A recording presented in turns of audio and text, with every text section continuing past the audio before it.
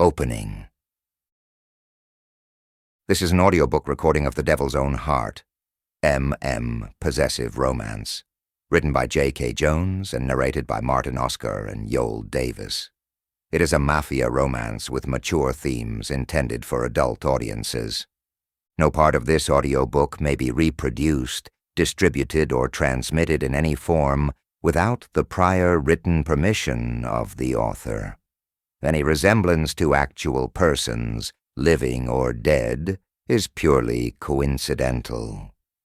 If you'd like to hear more audiobooks, please like and subscribe. Thank you for respecting the author's hard work. We hope you enjoy this story. Prologue. The jet streaked across the sky like a ghostly shadow, its loud rumble shaking the stars. The lights on its wings flickered like sparks in the endless black. Dom flipped through the portfolio, his gaze settling on the neatly typed details. Name: Niko. Height: 132 centimeters. Weight: 55 pounds. Nationality: Filipino. His eyes lingered on the details, committing them to memory. And he's an orphan, you said? Dr. Priyashama looked up, her brown eyes wide with surprise. Her throat tightened as she spoke. Yes, sir, completely. His results are exceptional, physically, reflexively, in terms of aptitude and memory. He's the perfect subject. Trust me. Trust you? Dom barely suppressed a sneer. If she weren't known as Frankenstein's creator within the medical community, he wouldn't even be in the same room as her. Her insane ideas disgusted him, but this was one of the necessary evils. But Dr. Priya hesitated, clearing her throat.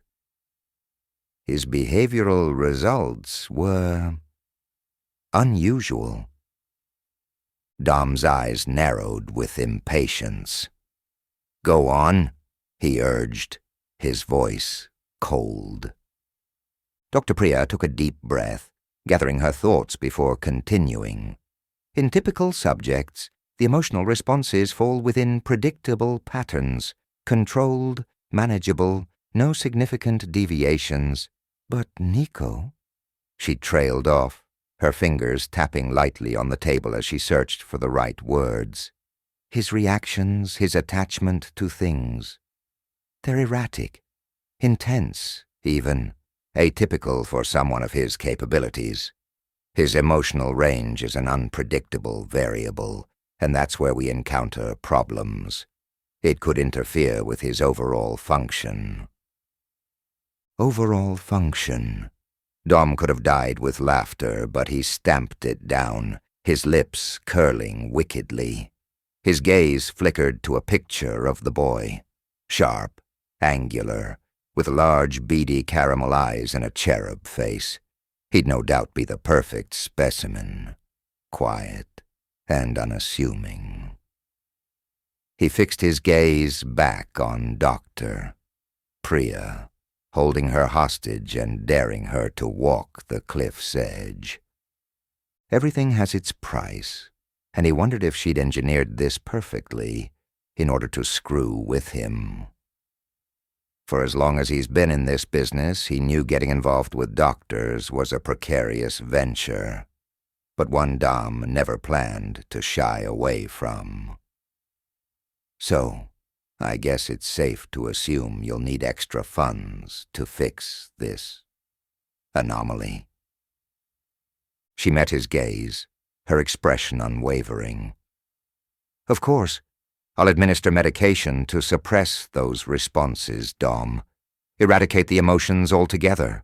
Remove the instability. With his emotions muted, he'll be more focused, more efficient. He won't be bogged down by feelings. Dom sat back, the idea settling in his mind like a cold weight. He didn't need a man with emotions. He needed a weapon. A machine that followed orders without hesitation, and the witch knew that, and was trying to milk him for all he was worth. And you believe this will work? Dom's voice was quieter now, calculating.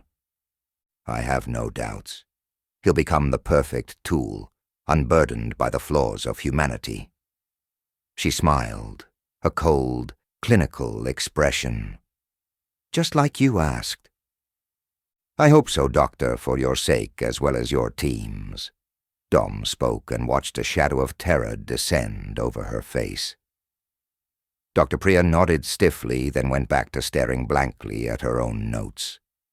The jet ride continued, in unrelenting silence.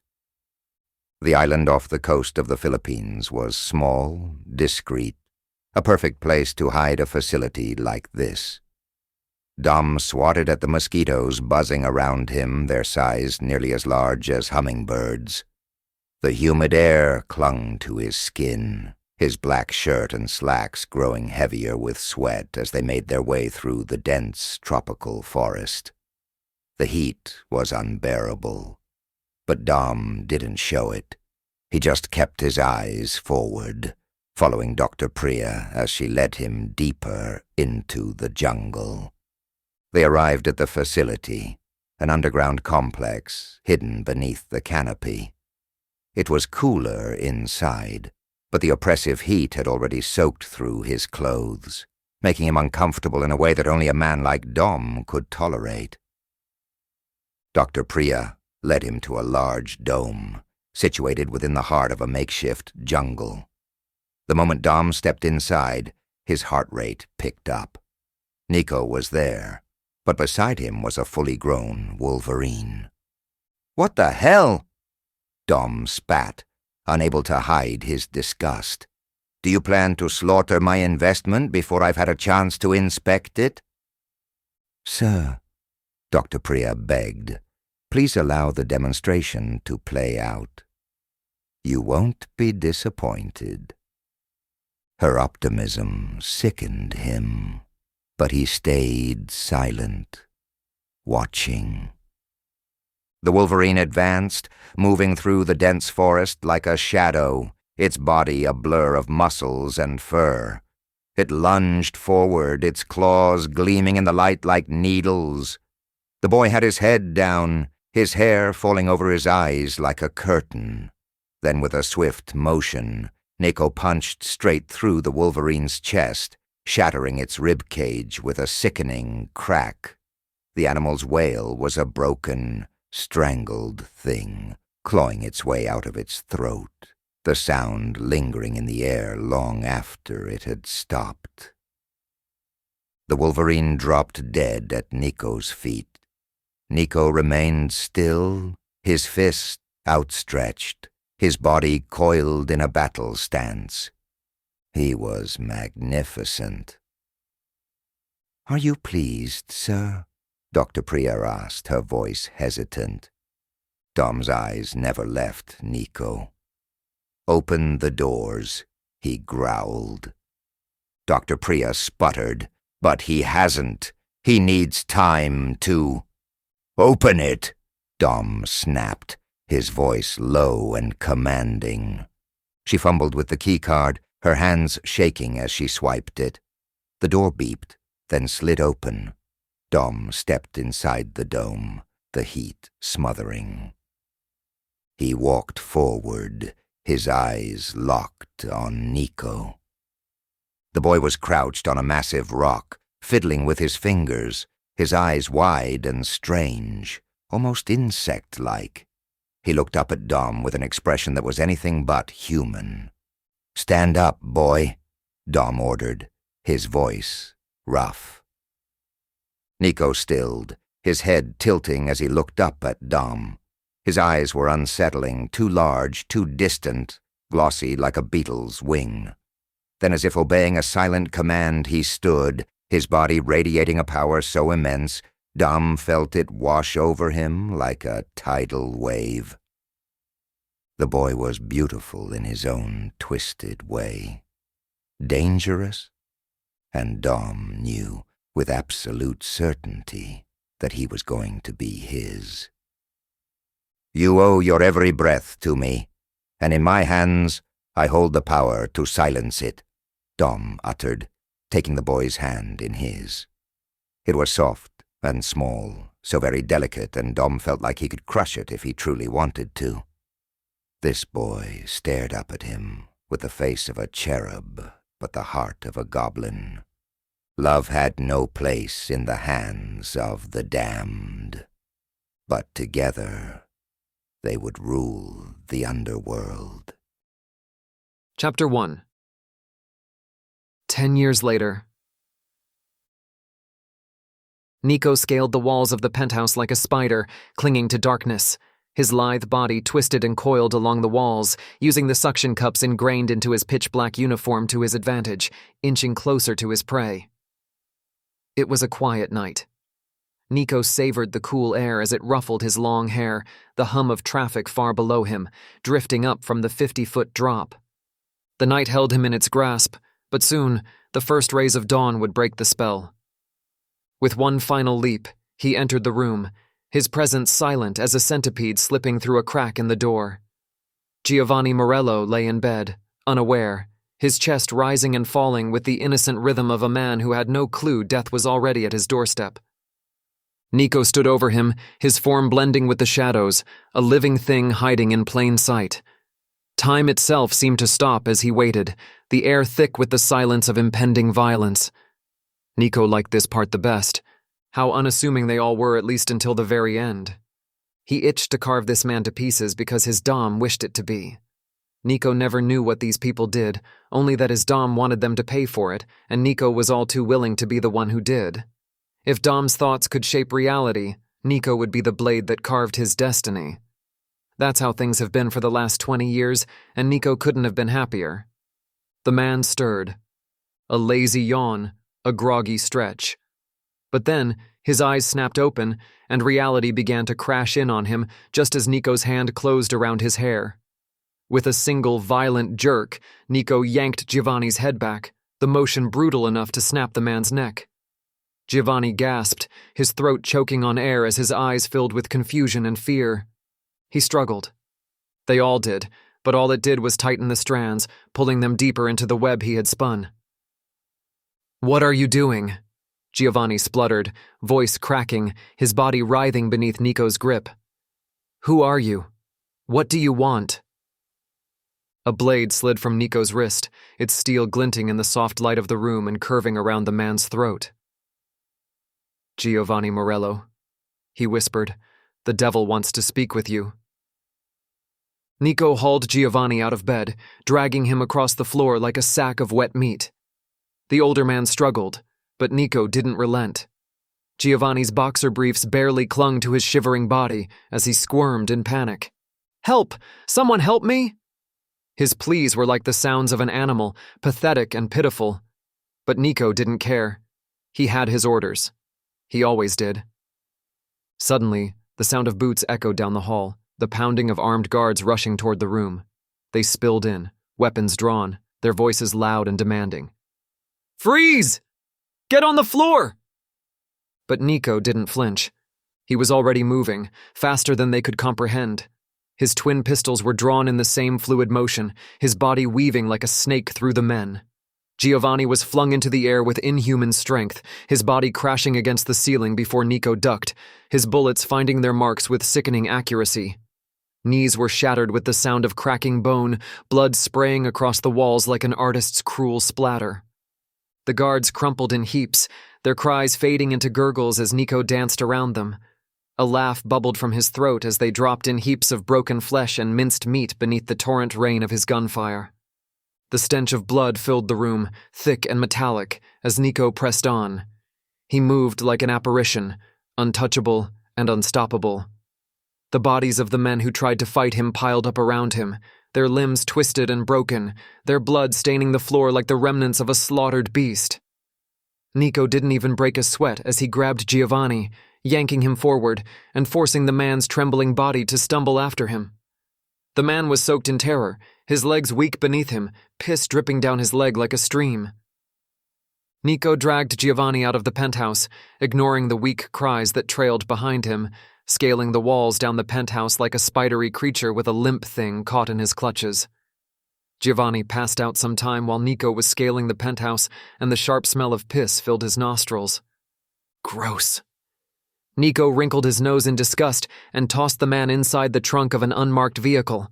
He got inside and started to drive, the streets outside bathed in the golden glow of the rising tangerine sun. Another hit. Another success.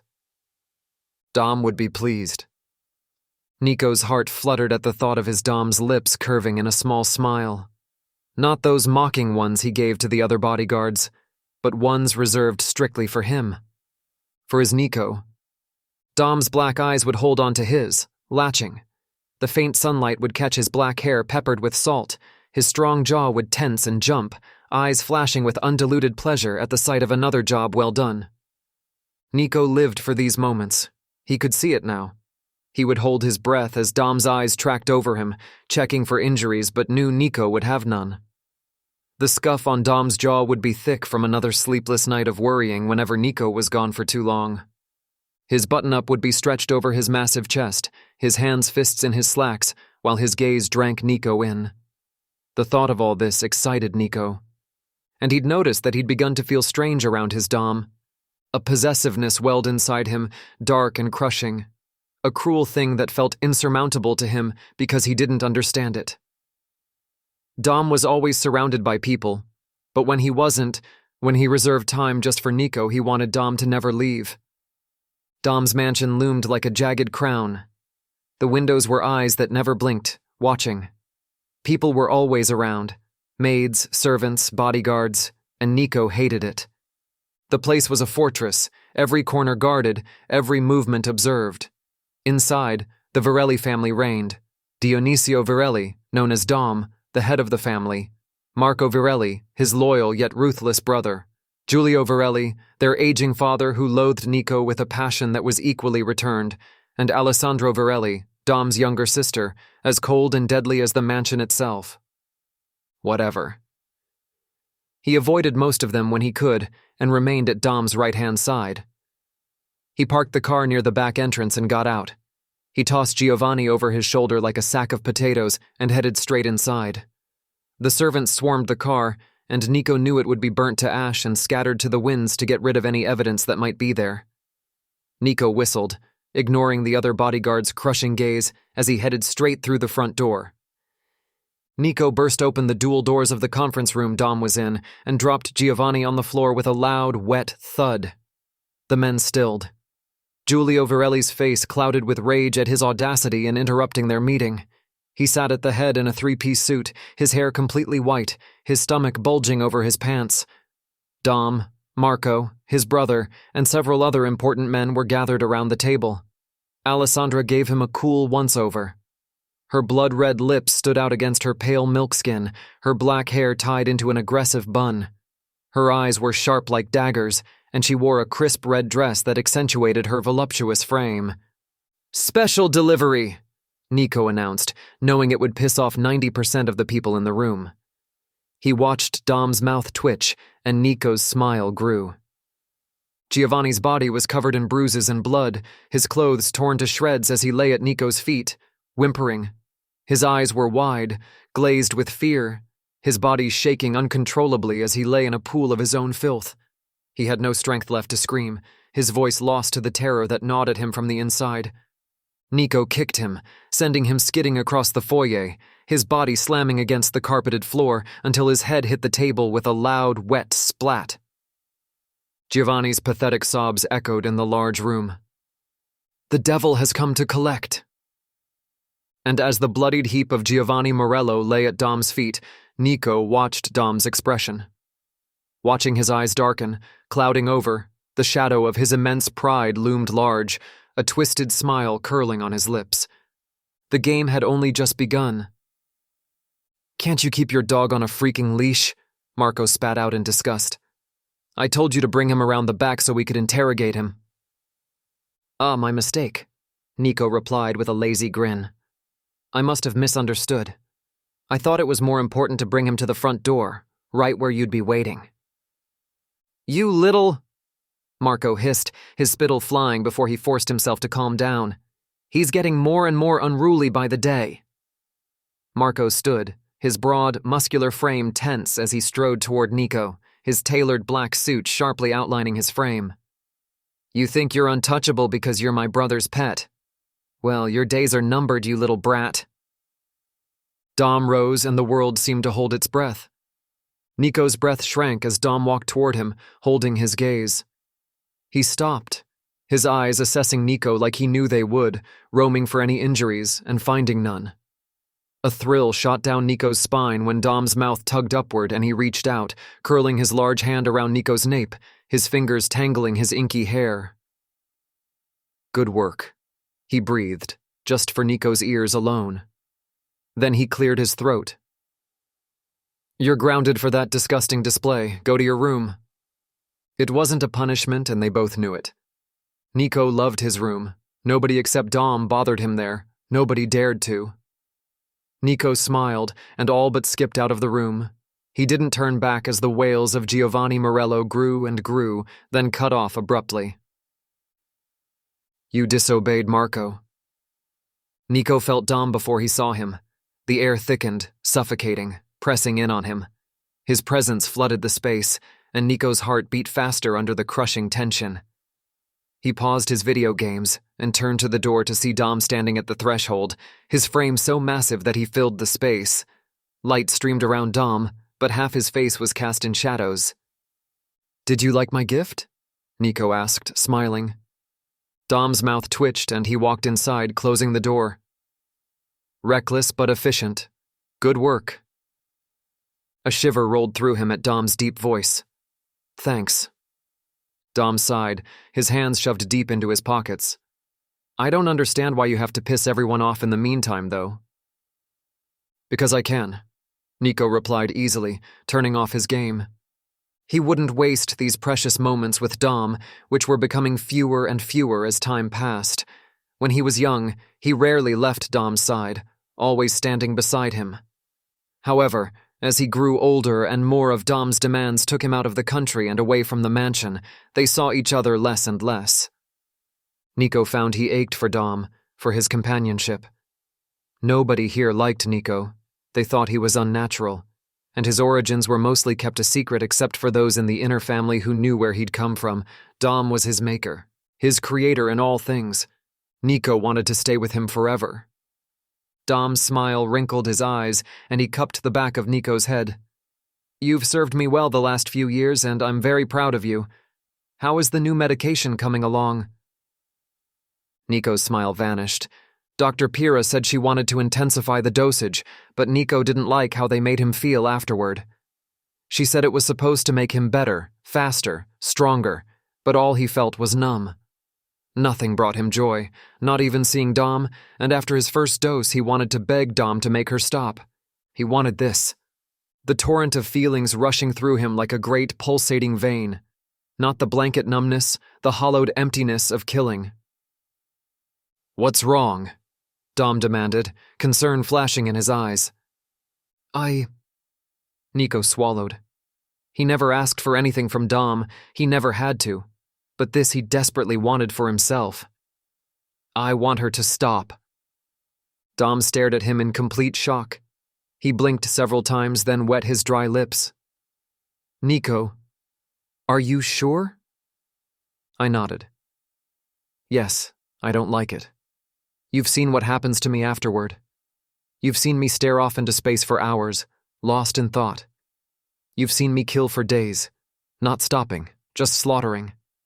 You've watched as others laughed and cried, while I stood there unable to feel anything. It took me years to understand what she was doing, and how Dom, my maker, was guiding her. To make you more efficient, he'd say, to turn you into a machine. Dom's mouth thinned. Okay, but if you can't handle it, let me know. We can start with smaller doses, and then wean you off completely. Niko beamed at him, and Dom pinched his cheeks, laughing. You're right. I like you better like this too. A little unruly, but... Niko, I'm so very proud of you, and since your 20th birthday is coming up, what would you like? Ask me for anything in the world and I'll give it to you. St. Mary's? Niko replied almost immediately, and Dom laughed. You like that place, don't you? We go every year. It was the best day of Niko's life, because every year he got one weekend alone with Dom. Dom smiled, watching him. Looking forward to it, huh? Niko nodded eagerly, his mind already drifting to the small beach on St. Mary's. He pictured Dom peeling off his shirt, muscles flexing as he dove into the water. Niko would watch, throat dry, heart pounding in his fingertips, waiting for Dom to surface. And when he did, always smiling, he would beckon Niko deeper, until they were lost together in the waves. They spent the day wandering the quiet paths, soaking in the views and enjoying the solitude. By evening, they'd be settled in their cozy cottage, cooking dinner together, laughing at the little mistakes, and sharing easy, comfortable conversations. The weekend was their escape. Just them, no distractions, nothing else mattered. Niko didn't need anything more. Done. Dom yanked on his hair and withdrew his hand, along with the warmth. I have another meeting to attend to, then dinner with Sofia Salvatore. Niko's smile dimmed at the mention of her name. Sofia Salvatore was from the Salvatore Sal Empire, the youngest daughter of Rocco Salvatore, the billionaire tycoon who had been in league with the Varelli family for centuries. It was a custom that their daughters marry into the Varelli family, and Sofia happened to be the chosen one, along with Dom, who would soon inherit the throne. Get some sleep. Dom patted his shoulder, and then he was walking out the door. Niko watched Dom walk away, a cold emptiness settling in his chest. It had been happening for months now. Dom didn't linger like he used to. They used to talk for hours, but now it felt like Dom was always in a hurry. Why? Niko's mind raced as he sat in his room, thoughts spiraling. He had to know what Dom was hiding. Quietly, he slipped out of bed and crept down the hall, careful not to make a sound. Scaling the wall outside, he reached Dom's bedroom window, his heart pounding in his ears. He peered inside, breath catching in his throat. Dom stood at the far side of the room, framed by the soft light pouring through the bay windows. In his hands, he held a violin, his fingers poised above the strings. Niko's heart stills. There was something in the way Dom looked at the instrument, like it was more than just music. It was his soul. Niko often heard the wailing of the violin deep into the night, its sorrowful sounds crushing his insides, but something about tonight felt different. Dom tore into it. The melody wasn't beautiful. It was violent. Dom's bow slashed across the strings, striking deep, pulling out a sound like ribs cracking open. The violin shuddered in his hands, its wooden body thrumming with every sharp pull, every ruthless press of his fingers. The music curled in the air, black and jagged, a storm of fury and need that set his world on fire. Niko's heart flew into his throat. He watched in fear and rapture, tracking the strong movements on Dom's back, the arch of his muscles from each violent strike. His eyes watered, his soul drifting out of his body and straight into the music. Tears burned his eyes as he remembered the first time he ever heard Dom play, how each note felt like a stampede of horses, trampling over him.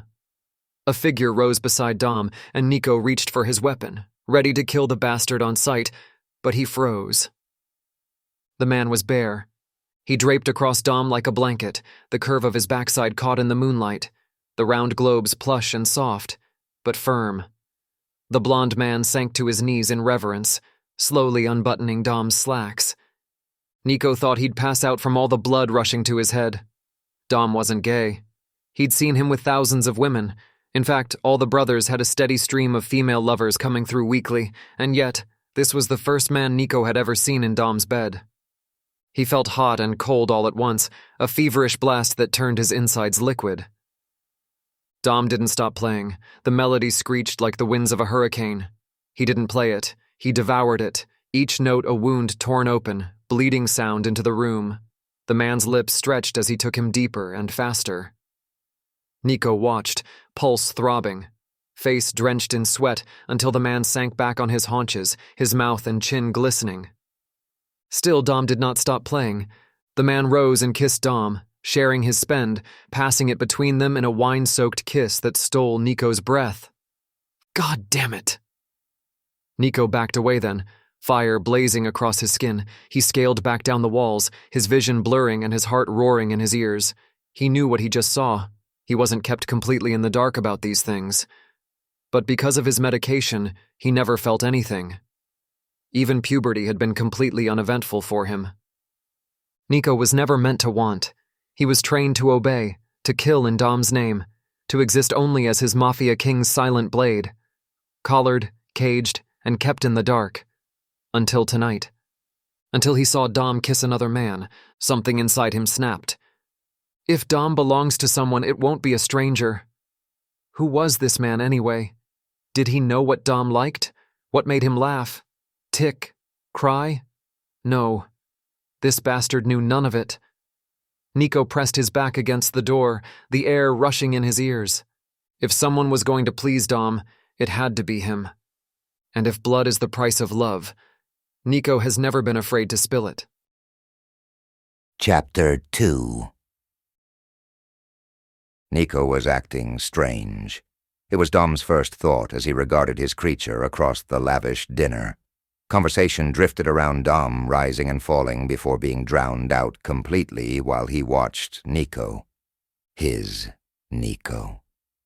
The creature that had been birthed and formed in the islands of the Philippines and brought here by him and his research teams. Niko had developed into a striking young man, with bronzed skin, honey eyes, full lips, and a sweet, unassuming face that quickly turned deadly. His hair had grown out, brushing his shoulders in a way that made him look edgy and youthful all at once. Dom tried not to worry after every mission, but every time he sent Niko out there, he knew it might be the last time he'd ever see the boy. His heart had clenched at the thought. Niko wasn't a boy anymore. He was a man of nearly 20, beautiful and fatal. Dom had tried his best to give him a normal childhood, all the while maintaining his lethal training. Niko was his blade, sharpened and honed, and Dom wouldn't have things any other way. "Idiot," Marco sneered, loud enough for Niko and the others to hear. Dom regarded Marco, knowing full well he was too drunk to realize what he was saying, and if their father, Giulio, wasn't 3 feet away, Dom would have had his knife shoved down his brother's throat for uttering such hateful words. In due time.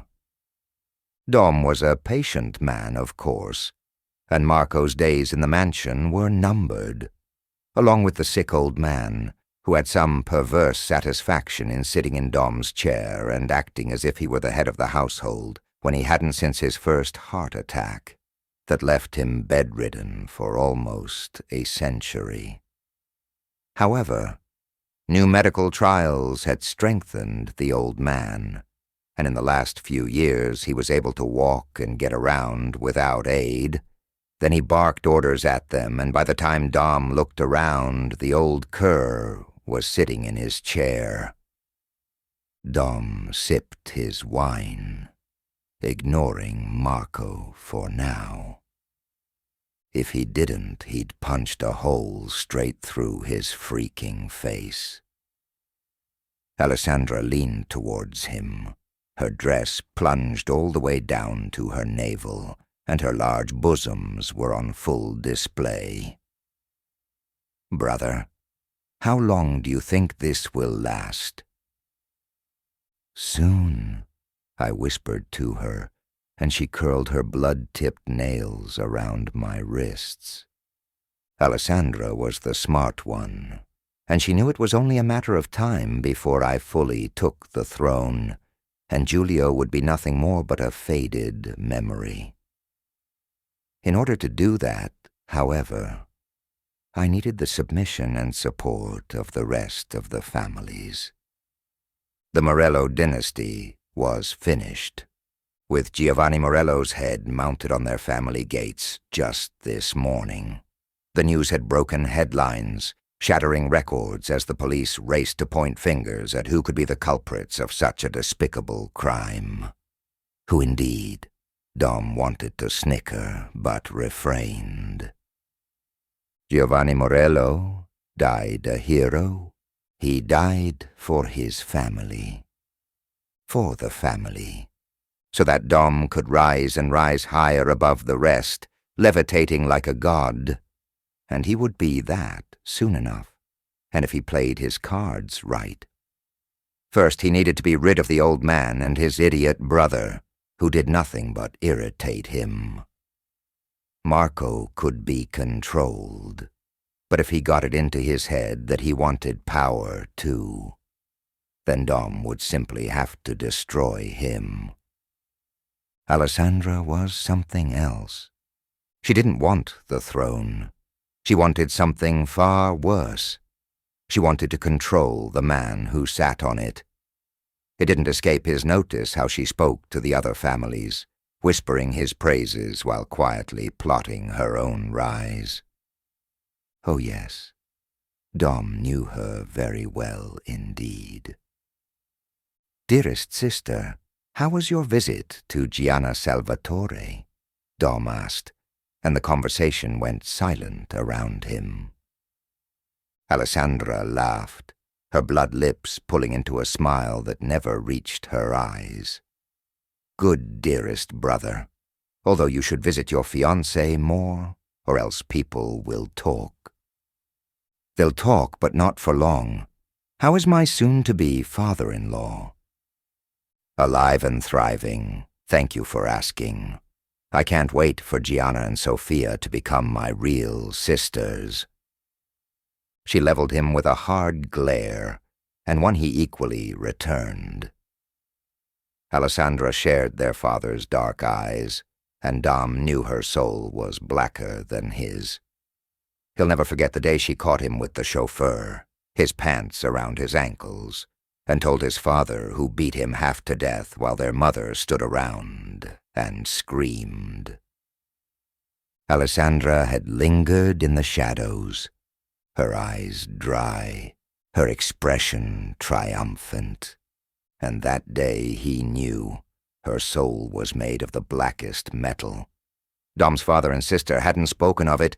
Not even Marco knew of his affliction, his weakness for beautiful men, a weakness he was beginning to loathe the moment it started rearing its ugly head the second Niko turned 18. He never really noticed it until Niko climbed into his arms one day, sitting on his lap, burying his face in his neck like he usually did. And it struck Dom then that Niko was a man now, a man who acted like a child.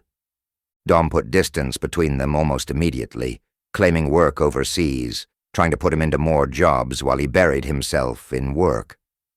He took a steady stream of lovers to bed, avoiding Niko at all costs in case something went wrong. He never wanted to hurt Niko, his Niko.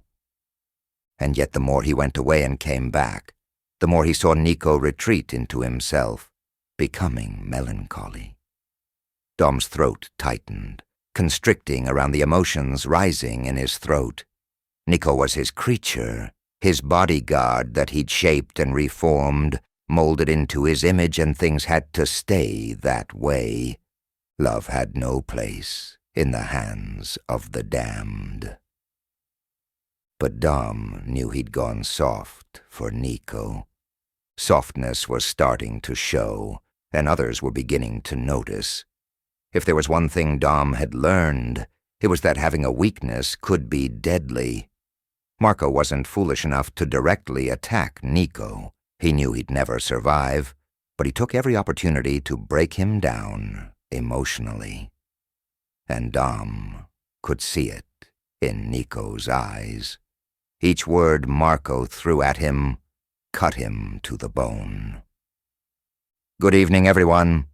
Giulio Virelli stood, raising his glass of wine to the table. "Thank you all for coming tonight. We have a few announcements to make for the family."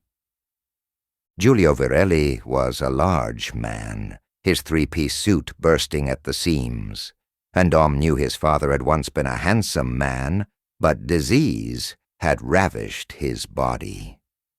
Even now as he spoke, he was struggling to draw breath. "I'm pleased to announce the engagement to Dionisio Virelli and Sofia Salvatore." Giulio's voice rasped, a forced smile on his face. "È un grande onore, un'unione che porterà onore a entrambe le nostre famiglie. This is a union built on trust, on family, the very foundation of our strength. La famiglia è tutto, and together we will rise higher than ever before." He glanced at his son.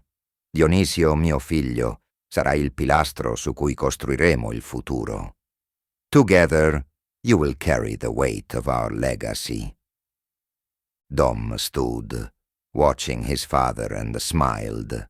"Grazie, ma ricordate, non è solo la famiglia che ci rende forti, è la nostra determinazione, la nostra volontà di andare oltre. Remember, it's not just family that makes us strong. It's our determination, our will to push beyond." Giulio raised his glass and drained it. The rest of the family followed suit. Dom glanced around the table and noticed Niko's seat was empty. Dom made his way down the corridor, the elevator descending with a quiet hum until it stopped at the basement level of the mansion. The moment the doors opened, a cold, suffocating air hit him, and his stomach twisted uneasily. There was something about this place, the concrete walls, the low ceilings, that always made him feel like he was walking in a grave. It felt wrong. Even though he'd built Niko to be his soldier, to be trained and obedient, Dom had never wanted to hurt him. He wanted Niko to be indestructible and to follow orders, but something about him was different. There was an edge of unpredictability, a quiet resistance in him that Dom couldn't ignore. And today, that feeling was nagging at him more than usual. He needed to understand what was going on. As he walked down the hallway, he spotted Dr. Priya talking to several other doctors. They were deep in conversation, but Dom's eyes were drawn to the cage in the corner of the room. The sight of it made acid rise in his throat, bitter and sharp. That cage. It had been a mistake. Priya had insisted on keeping Niko in the cage when he first arrived, arguing that the boy was too dangerous and too unpredictable to be allowed freedom. Dom had found the idea barbaric, but at the time, he'd been willing to listen. Niko, however, hadn't agreed with the arrangement. He kept breaking out, sneaking into Dom's room at night, and Dom had begun to notice Niko's silent presence, always watching from the shadows, always lingering. The first time Niko had come into his room, Dom had found it unsettling, the boy's eyes so intense, so hungry. But after months of it, Dom had given up pushing him away. He let Niko sleep in his bed, and when Niko was old enough, Dom had given him his own room. But it wasn't the same anymore. Something about Niko had changed. And now, Dom couldn't shake the feeling that something was about to snap. "Sir." Dr. Priya gazed up at him, her large brown eyes almost hopeful. "What brings you down here? Our report isn't due for another 3 days." She had aged gracefully, her long brown hair streaked with white. Wrinkles deepened near her eyes, but she still had that same wondrous expression that sickened him. Like Niko wasn't a person at all, just some experiment. And although Dom wasn't blameless, he still treated Niko as if he were human. Dom's anger simmered in his chest, hot and sharp, but he quickly masked it, smoothing his features into a calm mask. "Dr. Priya, busy as always. A new project, I presume." He gestured for her to walk with him. "Yes, She beamed. Your father, Giulio Varelli, is looking into more AI weaponry. We're building systems that will ensure we're ready for anything. She gestured to the array of machines in the room, each one more menacing than the last. These are the latest in defensive tech. Automated sentry drones, armed with precision-guided munitions, set to activate at the first sign of hostile engagement. They'll deploy in milliseconds, locked onto targets with unerring accuracy. At every door, every window, there's a detection matrix, motion sensors, heat signatures, sound localization. As soon as a breach is detected, these machines will initiate a lethal response. We've installed proximity mines that activate with a trigger pulse, followed by deployable turrets designed to spray suppressive fire. Impressive. It turns out his father has been very busy. Keep me well informed of the status, and I'd like to look into adding a few more tweaks to it. Of course. Dr. Priya knew not to cross him by working for his father. I'll give the updated weaponry report as soon as possible. Good.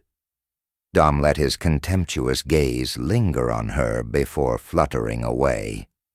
I spoke with Niko, and he would like to stop the injections. Dr. Priya's eyes widened. She looked horrified and startled. Sir, you cannot. Or, Dom barreled through, ignoring her. Lower the dosage. Absolutely out of the question, Dr. Priya said, holding her ground.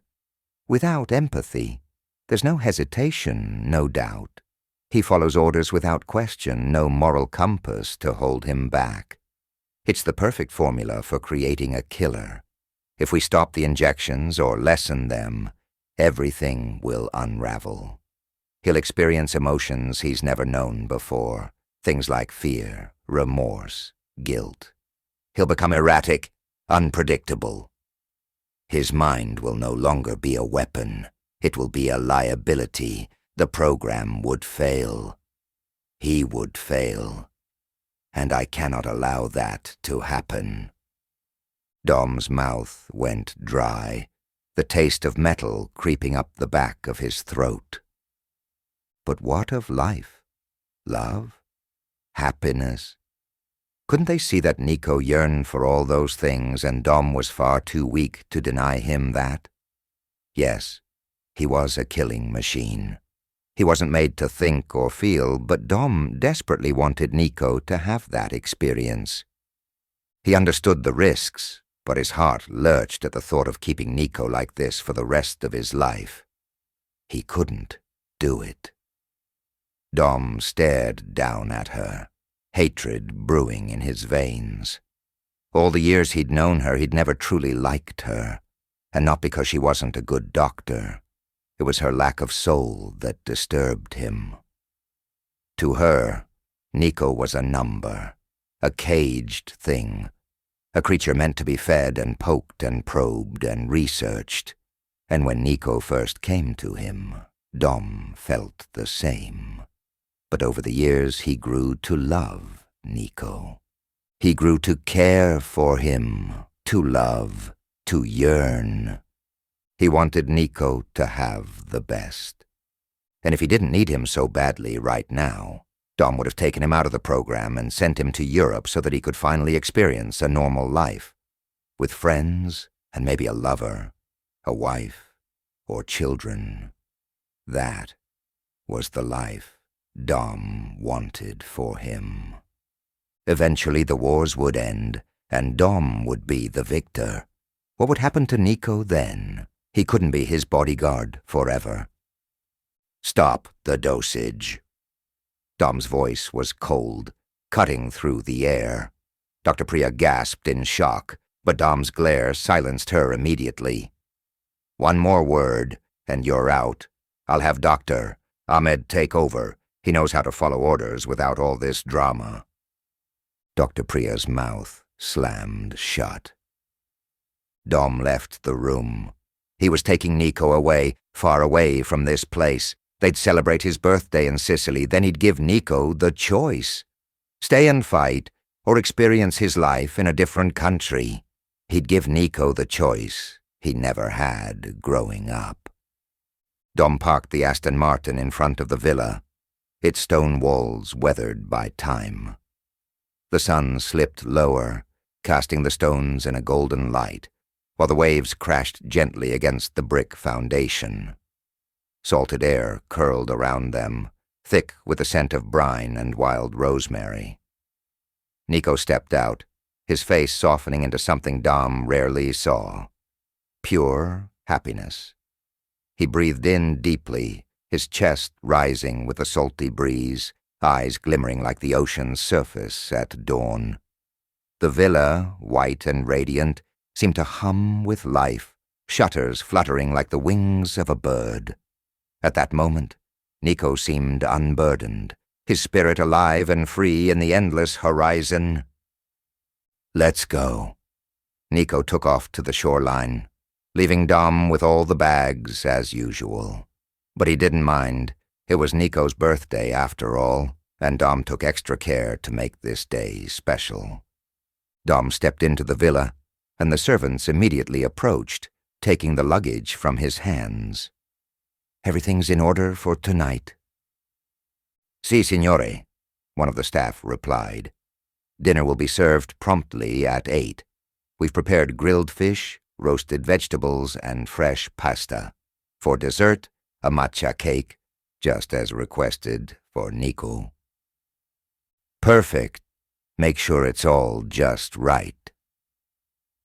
Dom wandered through the villa, the cool stone floors quiet beneath his steps. At Niko's bedroom he paused, placing a single white lily on the pillow, its delicate petals glowing in the soft light. He moved toward the beach, the rhythmic crashing of waves calling to him. Niko was there, laughing, racing to the water's edge, only to leap back as it rushed toward him. A game from childhood they used to play. Dom couldn't help but snort a laugh, and Niko's eyes brightened, spotting him from afar. He waved Dom over. Dom shoved his hands deep into his khaki shorts, his white button-up shirt billowing in the breeze. "Having fun?" "Yes," Niko beamed. "Let's go in the water. Can we? Please. It's so beautiful here." Dom's laughter stretched over the waves. "Sure, the last one does the dishes." Dom shoved Niko and tore off his shirt and dunked headfirst into the water. "Liar, we have servants for that," Niko hollered, tearing after him. Dom dove in, his body slicing through the water, a sharp laugh escaping as he swam farther out. Niko wasn't far behind, his arms pushing through the waves with eager strokes. They splashed and roughhoused, the cool salt water stinging their skin as they tackled each other, laughing like children. Dom dunked Niko under, only for him to surface, sputtering and grab Dom's leg, pulling him down into the foam. The world around them seemed to fade, and Dom felt the ache lessen in his chest. Niko could be normal. Once all of this was over, he could have a good life. The life I never had, Dom thought, watching Niko treading the water. "What do you think about Italy?" Dom asked casually. "I love it," Niko beamed. "It's hot as hell, but I think I prefer it more than America, to be honest." "Why?" Dom shrugged. "What do you think about living here?" "Are you buying another house here?"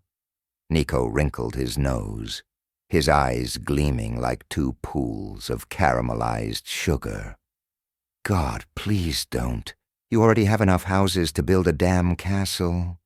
What are you, a real-life monopoly tycoon?"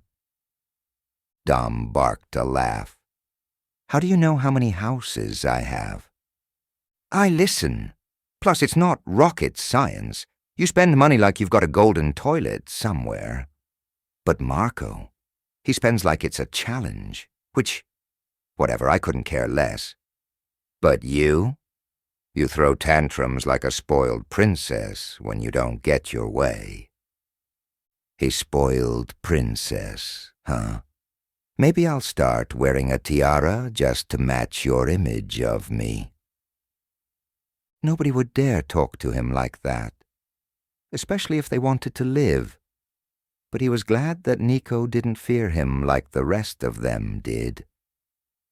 You'd wear it like it's a crown of power. I just know it. You'd probably add diamonds to it too, just to make it extra flashy. You have no chill. I'm starting to think you've got me figured out. Yeah, well, Niko shrugged. When you live in a castle with enough rooms to get lost in, you can't help but notice the little things. Fair enough. I'll try to keep my princess tantrums in check. Dom cleared his throat. So, you wouldn't mind living here? Why? Niko's eyes narrowed into pinpricks. Well, I'm thinking maybe once the wars are over that you could, Dom suggested. For good.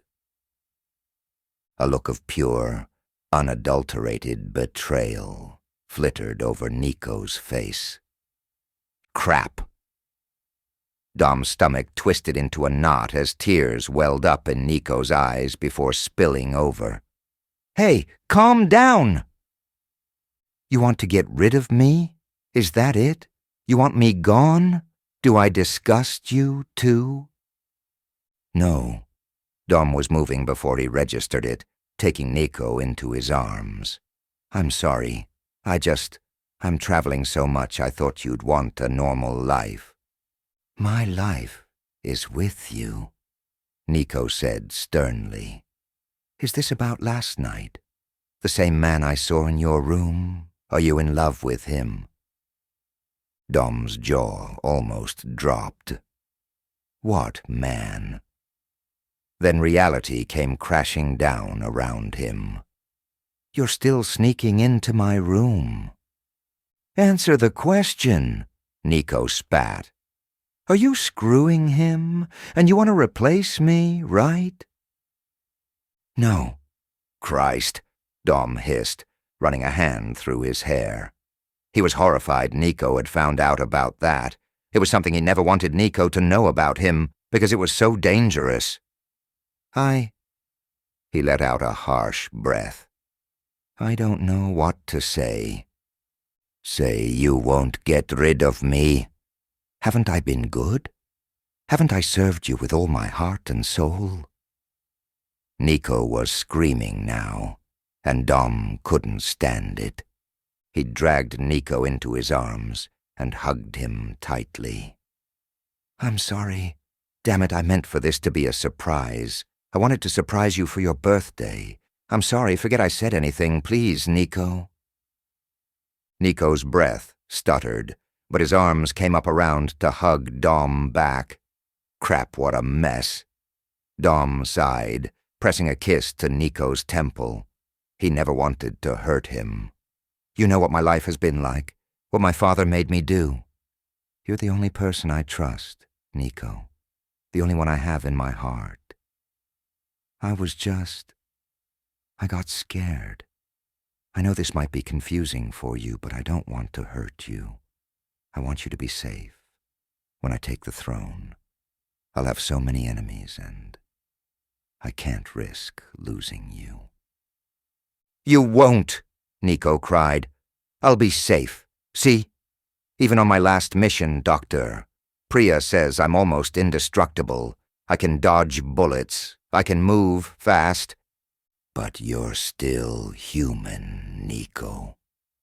Dom rasped, and those words made his heart clench.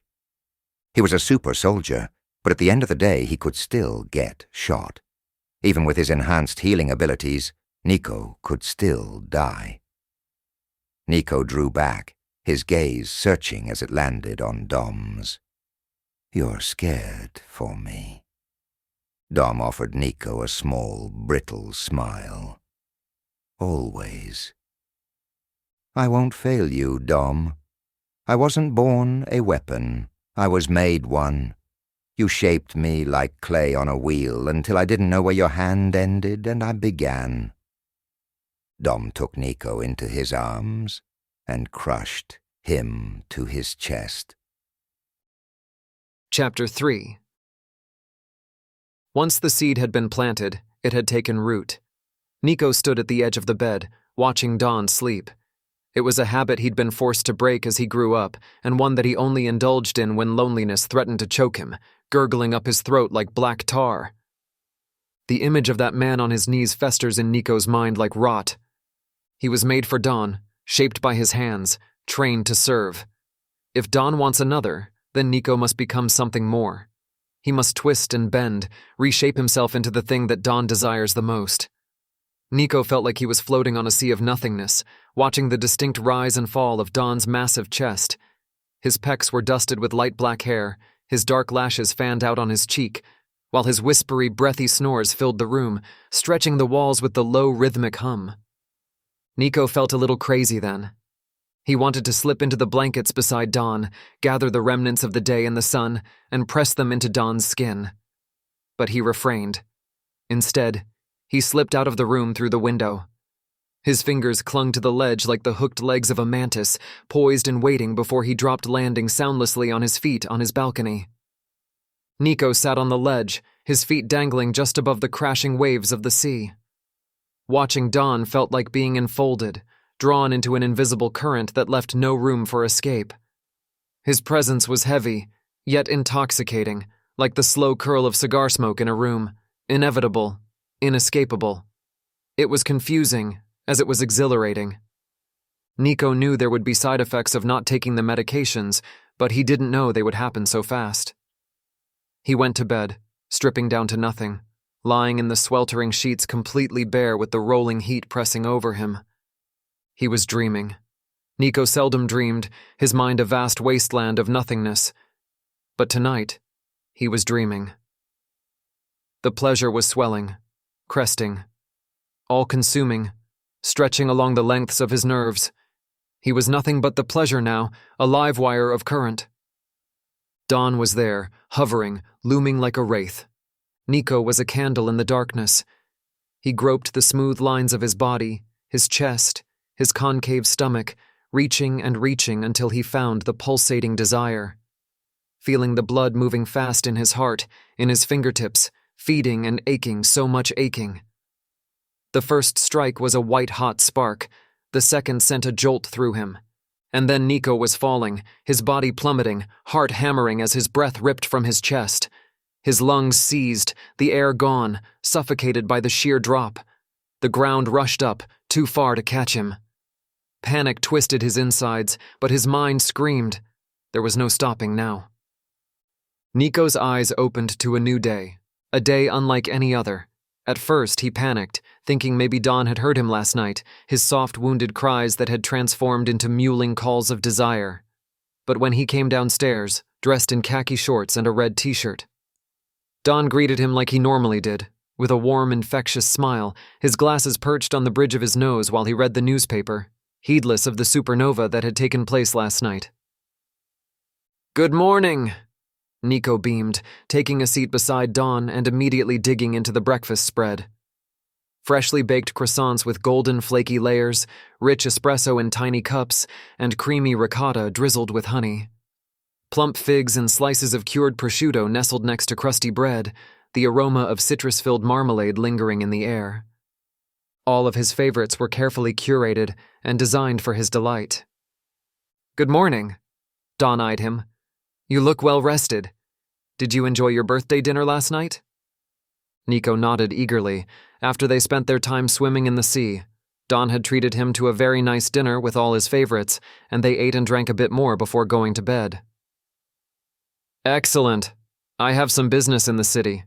If you'd like, you can come along and then we can do something fun today, like visit the market or check out some of the campuses."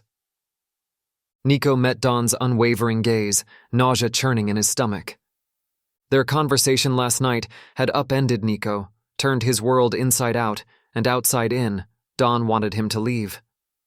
To have a normal life once he took the throne, and Niko couldn't stomach the thought, he avoided Dawn's piercing gaze and went back to his breakfast, a cold, metallic taste filling his mouth. It wasn't until Dawn left, saying he needed to get ready, that Niko realized he'd bitten his tongue. The ride into St. Mary's was a blur of sun-dappled streets and salt-kissed air. Niko chattered non-stop, his words tumbling over each other as his hands gestured wildly. Did you know this place has a history that stretches back centuries? The cathedral, built in the 12th century, can you imagine? And those cliffs, they drop straight into the sea, like nature's own fortress. Dawn's gaze softened as he watched Niko, the way the sunlight danced in his hair, the enthusiasm sparkling in his eyes. The gentle curve of his lips, a smile he couldn't hide. Is that so? Oh, absolutely. And the food here, don't even get me started. The freshest seafood, pasta with the best olive oil you'll ever taste. This place, it's like living inside a postcard. Dawn snorted a laugh. Sounds like you wouldn't mind living here after all. Niko's breath stilled. Don't tease me like that, Dawn. Dawn ran a hand through his thick black hair and sighed. I know we spoke about it last night, but you should really consider it, Niko. Consider the after. Because there will be an after, once all of this is done. I don't want there to be an after, Niko replied stubbornly. I want to stay with you. I already have the best teachers and the best tutors, so why pay for it? I mean, unless I'm learning a trade, I might as well just start burning cash in front of you. That's the spirit, Dawn deadpanned. Next, you'll tell me you're planning to start a bonfire with tuition fees. Niko snorted a laugh, the sound cut off by the low, throaty growl of the Aston Martin's engine roaring beneath him. The car ate up the streets, its powerful hum vibrating through the air as if the machine itself was hungry for speed. Tires hissed against the asphalt, and the sleek black vehicle darted through the winding roads of Sicily. I'm much more interested in killing, slaughtering, ripping someone's spine from their throat. That's what I want to do with the rest of my life, Niko continued. That sounds rewarding, Dawn sighed. Fine, we won't speak about it. Niko bit his lip, watching the trees blur by. It wasn't that he didn't want a normal life. A normal life just didn't make sense for someone like him. Niko didn't know how to live in the world. He'd spent most of his life in a cage, in a dome, becoming the perfect killer for Dawn, and now Dawn wanted him to be normal, to go out into the world and function. It sounded absurd to him. They pulled up to a local shop, the engine purring to a stop. Dawn stepped out with that same deliberate calm, adjusting his suit with an effortless grace before walking toward the owner. They spoke in hushed tones, Dawn's voice smooth as he conducted his business. Niko leaned against the Aston Martin, the sun warm on his skin, but his eyes were drawn to Dawn.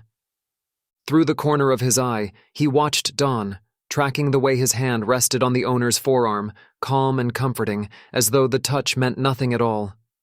Dawn touched him like that too, casual, unbothered. Jealousy riptides through Niko.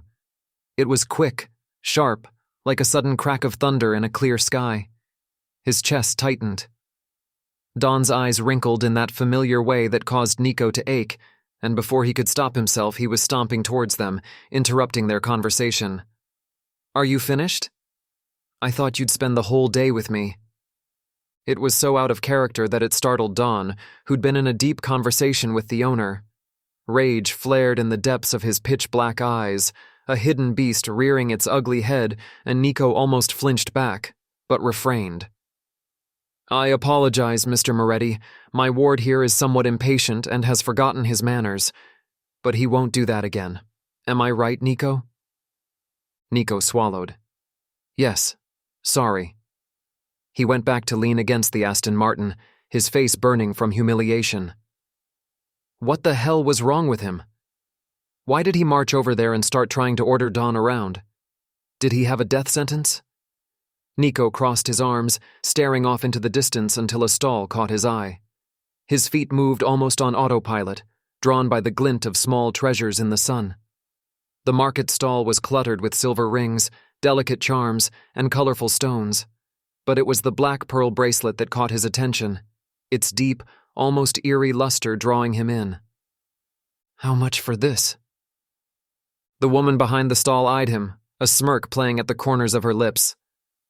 Per te, €100, she replied in smooth Italian, gesturing toward the bracelet. Troppo caro, he countered, shaking his head. 55. The woman clicked her tongue, studying him for a moment before replying. 60 e basta. 55, he insisted. She narrowed her eyes but relented with a sharp nod. Va bene per te, 55. Perfetto, Niko said, pulling out the cash. He paid her, fingers brushing hers briefly as he pocketed the bracelet, his pulse quickening as he felt the weight of it in his hand. With the bracelet safely tucked away, he turned and headed back toward the car, his heart still pounding.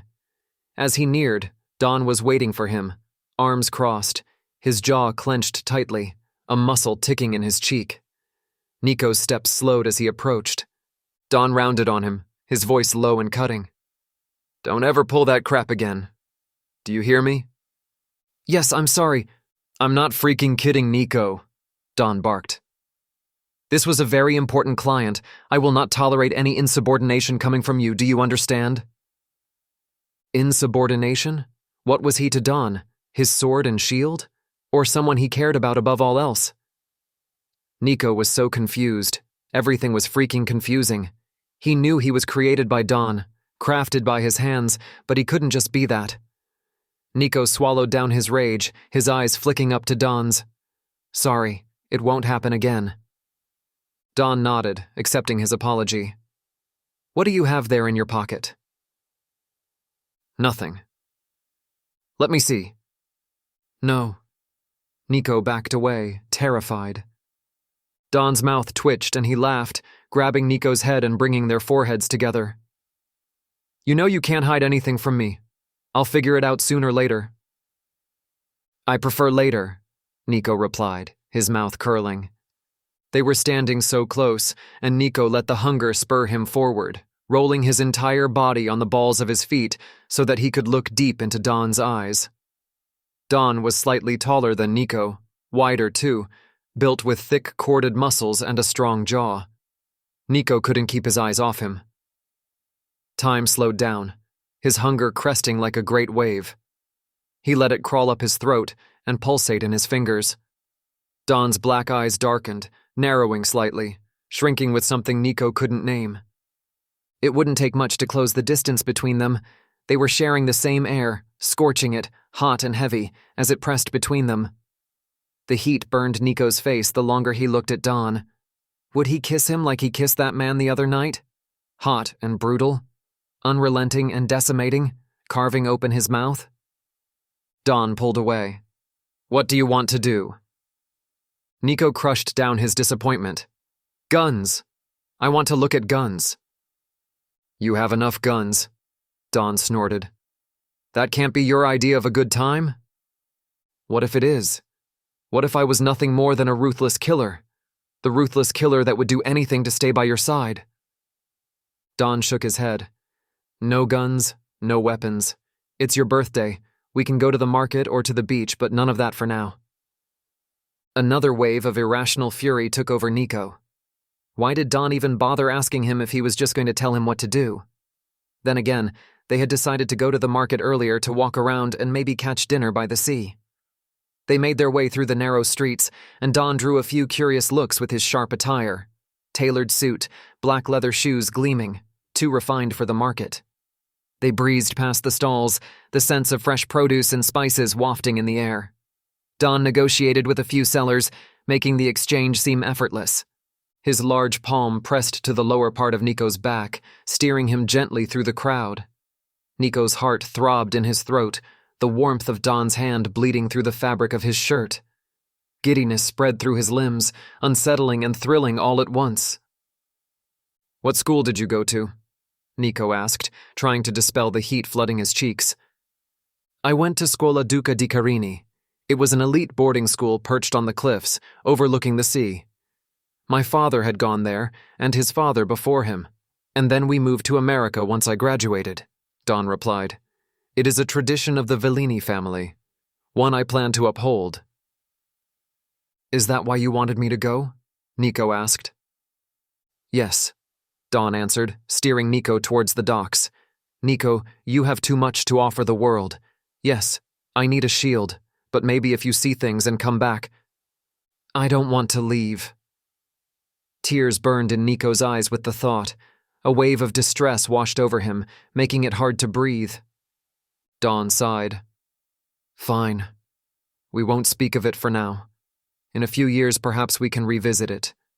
For now, I need you at my side. Do you sleep with men? Niko blurted out before he could stop himself. Don froze, his expression shifting.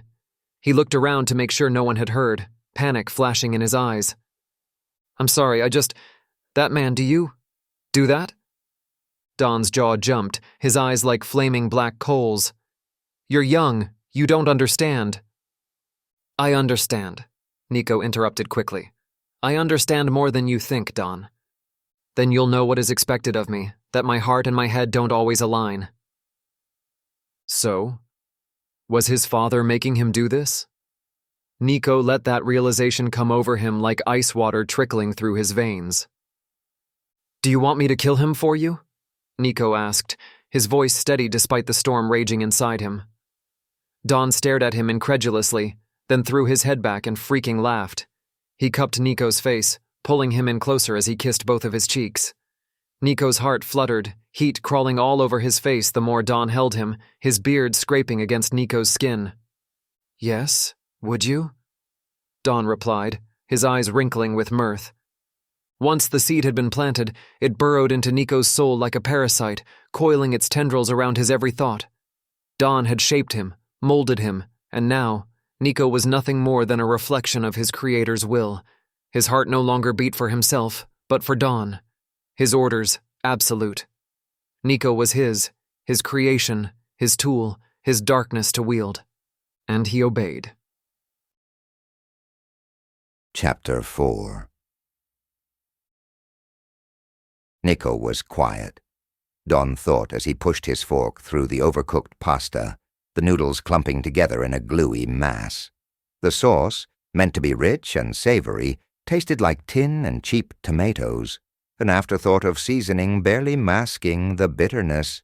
The fish was dry, rubbery, each bite sticking to the roof of his mouth. Even the wine, supposedly aged, was acidic, burning instead of warming. An insult to Italian cuisine. This place was a dump, and he vowed never to come again, but Niko seemed to enjoy it, blissfully unaware, attacking his food the same way he did life. Don watched with mild disgust, then turned away, staring out over the pier. Lanterns swayed lazily, their golden glow flickering against the tide. Beyond, the sun stretched like a silver brushstroke across the horizon, melting into the waves. Beneath heavy lashes, Niko's caramel eyes flickered like whiskey kissed by candlelight. Don recalled the way Niko had looked at him earlier, lips parted, mouth steady as if he were two. Don swallowed hard. No, this wasn't how things were supposed to be. But if he looked closely enough, he could see. See Niko drawing nearer, his bronzed skin kissed by fire.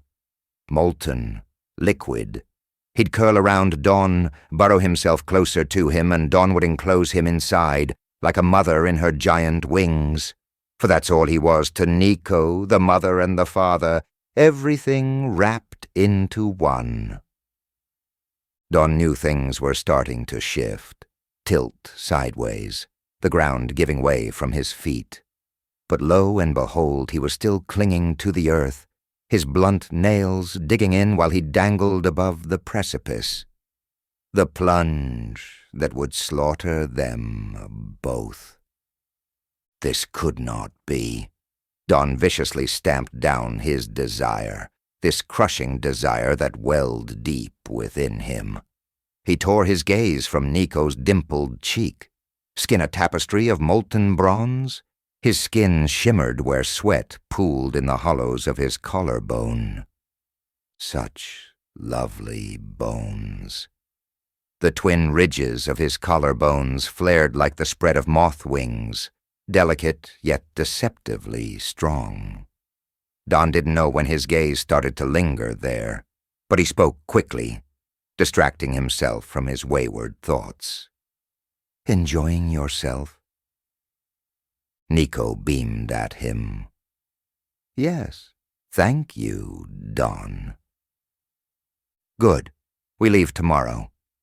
He lingered too long. He had business to attend to. Don watched Niko's expression falter before falling completely. Shadows crept over his face and he receded into himself. Don gritted his teeth, annoyance flaring through him. He couldn't stand this slapped-face expression Niko wore, but there was little he could do to clear it. Niko wanted to stay by his side, an absolute necessity, yet an impossible dream. Don needed him to destroy his enemies, but anything beyond that was dangerous. He was towing the line, walking a tightrope that twisted his gut. Niko was a weapon, a tool to wield, yet more and more Don found himself hesitating, his own reluctance holding him back. And that sickened him to his core. "Do you know the history of the Verelli family?" Don ventured, knowing Niko knew, but to what extent. "Yes," Niko replied softly. "I know. My great-great-grandfather, Raffaele Verelli, founded the family," Don began, his voice steady. "He united all the great families of Italy and brought them to America. We swear our allegiance to the family, and when each of us comes of age, we undergo the blood oath ceremony. Do you remember?" Niko's gaze turned distant. "Yes, I think so." "Mine was when I was your age," Don continued. "I had to swear loyalty by cutting my palm and mingling my blood with the family leaders. Dead or alive, the ceremony must be completed. Otherwise, the next leader will never be recognized as Don." He paused, his gaze sharp. However, there was a fatal flaw in the ritual, one my father found a way to circumvent. Niko's brows furrowed. "What do you mean?" "Giulio Verelli did not partake in the blood oath. Instead, he ate Raffaele Verelli's liver." Niko recoiled, disgust twisting through him. "That's monstrous." "Yes, but it became our new tradition. Once the older leader dies, blood alone is no longer enough. It must be consumed, ingested." Don's cruel smile widened. "That's sick." His voice was hoarse. "And let me guess, you did the same." Don chuckled, shaking his head. "No, I have a weak stomach for such things." His expression darkened. "Besides, my father Giulio is still very much alive, and so is Marco." Niko frowned. "I thought you were next in line. What does Marco have to do with it?" Don exhaled, rolling his shoulders. "Nothing." His fingers tapped against the table. "And everything. He's a power-hungry mongrel. He won't give up the throne easily, but neither will I. It's my birthright, after all." "Why?" Niko licked his dry lips. "Why did you create me? Why did you keep me? You could have just raised me as another one of your bodyguards. Why did you choose to take care of me?" "Because I love you," Don said easily, and felt his face flush. Niko turned bright pink, the color exploding on his high-bronzed cheeks and flushing down his neck prettily. Don felt like a fool for vomiting up his words like that, but he couldn't help himself. Niko needed to know. The day we met, you were nothing to me. A pawn, a soldier. I had no shortage of those, however. When you took my hands, I felt your soul touch mine. Back then I was a caged animal, too, in more ways than one, my allegiance forever to the family. Then things turned, and my allegiance shifted. I never knew what to do with you, really. Don smiled, getting lost in the memory of those early days. You were special, Niko. You still are. That's why I implore you to think again, to stay here and live your life. Once this is done, I want you safe and happy. And what about you? Niko asked. Me? I'll reside in the underworld, where I belong. Don lay in bed for a long time, the moonlight slicing across his bedroom floor, painting shadows on the walls. The heat in the room pressed against his skin, suffocating and thick. Shirtless, his muscles glistened as he finally rose from the bed. He crossed the room to the window, pulling out his violin from its case. With a fluid motion, he raised it to his chin, his bow steady in his hand. The violin wailed beneath Don's touch, its voice raw, trembling, an animal caught in a trap. Don's eyes slipped closed, and Niko's cherub face flashed before his eyes. Liquid caramel eyes that looked at him as if he were being tortured. Those same eyes that haunted him. Don's bow slashed violently across the strings, the sound jagged and erratic, like the scrape of metal on stone. His movements were wild and frenzied, as if the violin were a weapon in his hands, demanding destruction. He tore through the music, each note a violent burst, chaotic and untamed. His body swayed with the rhythm of madness, the bow almost tearing the strings, each stroke a burst of anger, a pulse of emotion. The melody no longer made sense, just a frenzy, a storm of sound that seemed to rip the air itself apart. Nibble-soft hands touched the bowstrings of his pants, but Don did not stop playing. He felt the cool air against his back, his thighs, and lower, much lower. He squeezed his eyes shut, the world shifting beneath his feet. Dizzying, pulsating red exploded behind his vision, swallowing it. A distant thud of knees hitting the ground, fumbling eager hands, a face enclosed in shadow. Cool, trembling lips wrapped around him, rising up and up and up, gobbling him down, and Don cursed. For the first time, Don faltered. He snarled, the note cutting off sharply as his fingers clenched around the neck of the violin, fingers white with tension. For a moment, everything was still, the world holding its breath. Then with a low growl, he threw the violin down onto the floor, the crack of the wood splitting the silence like a gunshot.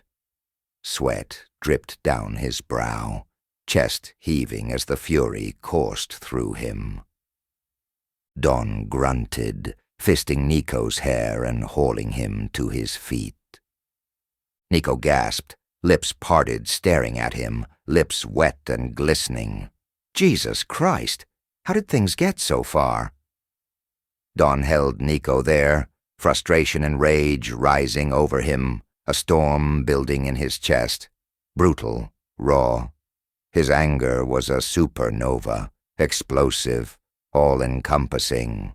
The pressure pushed outwards, ready to destroy everything in its path, unraveling the very fabric of reality. Don's pulse hammered in his ears, the weight of it suffocating. Don's lips crashed into Niko's, fierce and unforgiving like the earth splitting open beneath them.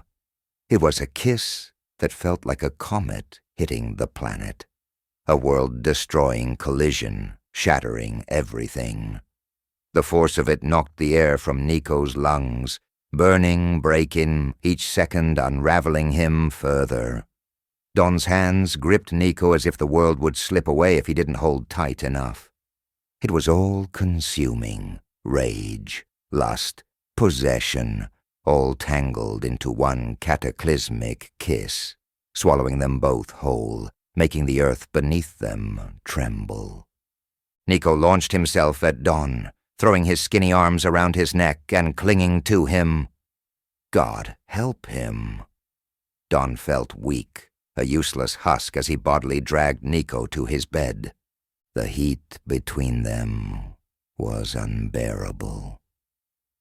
The touch, the weight of him, it was overwhelming. Every inch of Niko against him was a temptation he couldn't resist. Their lips met, a brush, then a deeper press, the kiss raw, desperate, as if they both knew this moment would break them. No matter how he fought or how he burned, Niko was his. There would be no escaping it. This was not love, not desire. This was ownership. The devil could not be parted from his demons. Don woke with Niko in his arms, his face buried in the crook of his neck, nuzzling deep. An ache cracked his ache from last night. The way Niko succumbed to him, his clumsy kisses, shy, trembling hands, and Don knew he'd stolen something Niko would never get back. It would have filled a lesser man with revulsion. But Niko was the devil's own heart. They shared a vein, an artery. The blood that surged between them was not just theirs, but a violent eternal current, binding them with an insatiable need that neither could outrun. Every touch, every glance was a whisper of ownership, of ruin. Don had created Niko, shaped him in the darkest recesses of his desires, but now it was clear. Niko was more than a reflection. He was the devil's heartbeat, his pulse, his curse. To separate them now would be to tear apart the very soul of the universe. Don stared down at Niko, the blankets pooling around his slim waist, bronze skin dewy from the heat, his hair plastered to his back like ink. He was a vision, and Don knew Niko belonged to him. They could not part. Don turned Niko over and kissed him hard on the lips, tasting him, and Niko woke, shyly, his eyes drinking in the sight of Don. "Morning," he rasped. "Morning. How are you feeling?" Niko blushed. "Sore." "As you should be."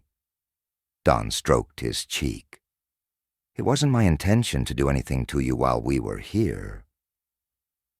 "I know, but it was mine," Niko said, his voice firm and decisive.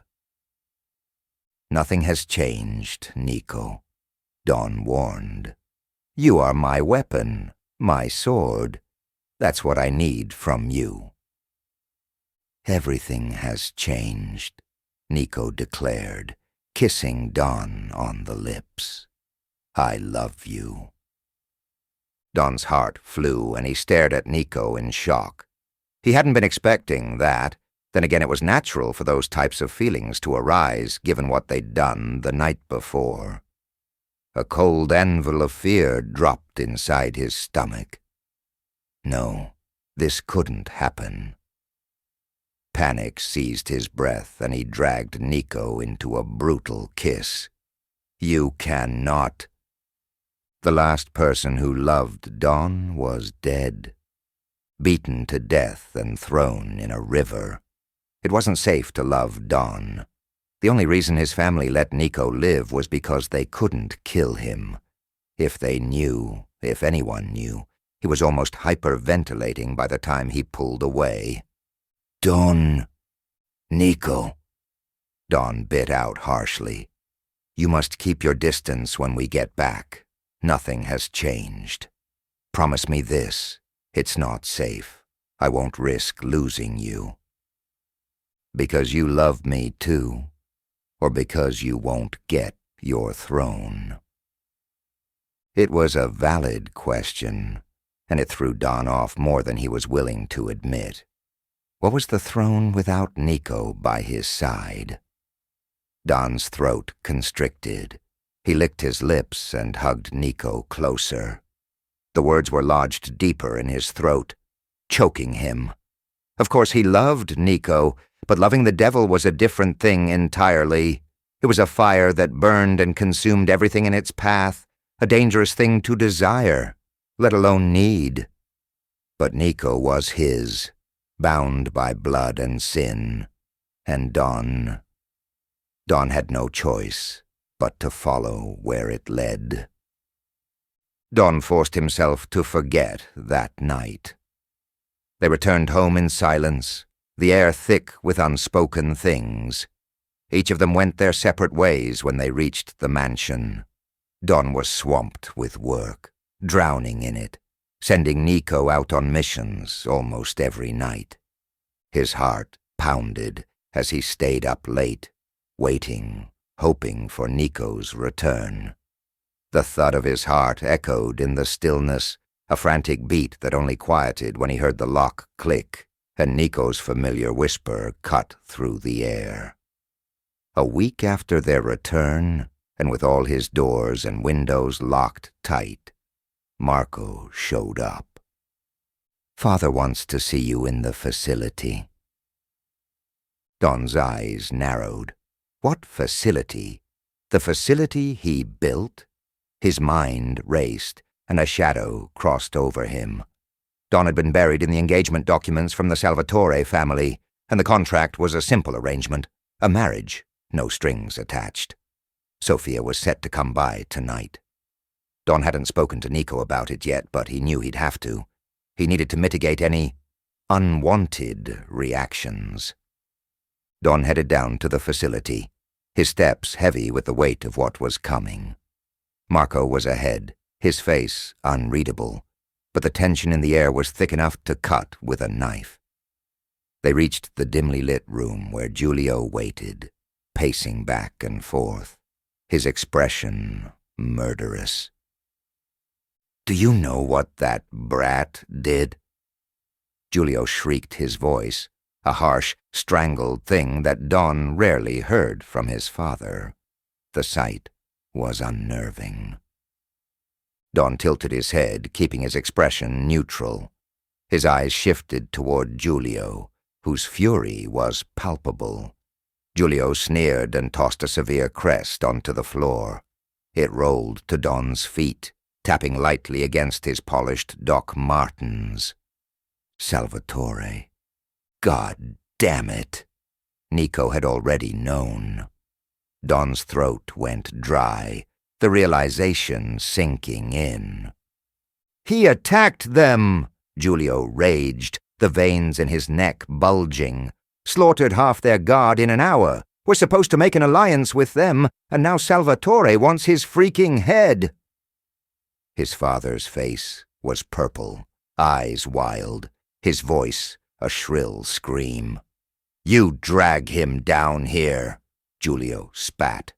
"I'll have his fingers and his tongue for doing that to them." Don's heart thundered in his chest, a sickening pulse in his ears. Niko had done this, without his orders. His mind spun, trying to process it. The world felt dizzying, too big to understand. Niko was acting out. They had expected that, but this question mark. The Salvatore family is their greatest ally, and if Don wanted to rule, he needed them on his side. Dr. Priya, oddly quiet throughout the outburst, finally lifted her gaze. A small sadistic smile curled at the corners of her lips. "They're coming tonight, and you must punish him in front of everyone," Giulio shrilled. Punish Niko? Don could not. The thought was inconceivable, and they knew it. Marco's mouth tugged upward, and he knew the position his father was putting him in. "I will beg their apology." "Beg?" Giulio said incredulously. "Virelli family does not beg. Will you crawl on your belly like a worm, like a dog, the great Dionisio Verelli begging? Ha, admit it. You've lost control of your mongrel. He's gone rogue. Don't call him that! Don burst out, wanting to kill his father for speaking such words. I've lost control of nothing. Marco's eyes flashed with giddy delight, and Don realized he'd made a fatal error. Oh? Then how come you didn't know about it? Marco asked, leaning against the wall. It seems to me Don isn't calling the shots anymore. You punish him tonight, or I'll put him down like the animal he is, Giulio hissed, his spittle flying. He promptly left the room with Marco trailing behind him. Don's eyes slipped close, and he breathed hard through his nose. Niko, what have you done? Where is he? Don snarled at his bodyguards. I want you to tear this entire freaking mansion apart until you find him. The hunt for Niko was on. They checked everywhere. His room, his old haunts, Don's bedroom. But Niko was nowhere to be found, and Don felt like his entire heart was in a blender. Where was he? Why did he run? Was he causing more trouble? Anxiety knotted his stomach, but they had no time. The Salvatore family was coming, and Sal Salvatore would want Niko's head to roll after killing so many of his men unprovoked. Don stared at himself in the full-length mirror, the air shrinking around him while the servants dressed him in a three-piece Armani black suit. It smoothed around his waist, cut and clean, his beard neatly trimmed, hair coiffed. But inside, he felt sicker and sicker. Where was Niko? His Niko? A light knocking on his window made Don start, and he whirled around. Everyone get out of here, he snapped. Once the room was cleared, he yanked open the door, and Niko flew in, landing on his feet. Miss me? Don wanted to punch him. Instead, he grabbed Niko and yanked him into a brutal kiss. The kiss was raw, desperate, and laced with everything Don couldn't put into words. He felt the heat of Niko's lips, the wild urgency that matched his own.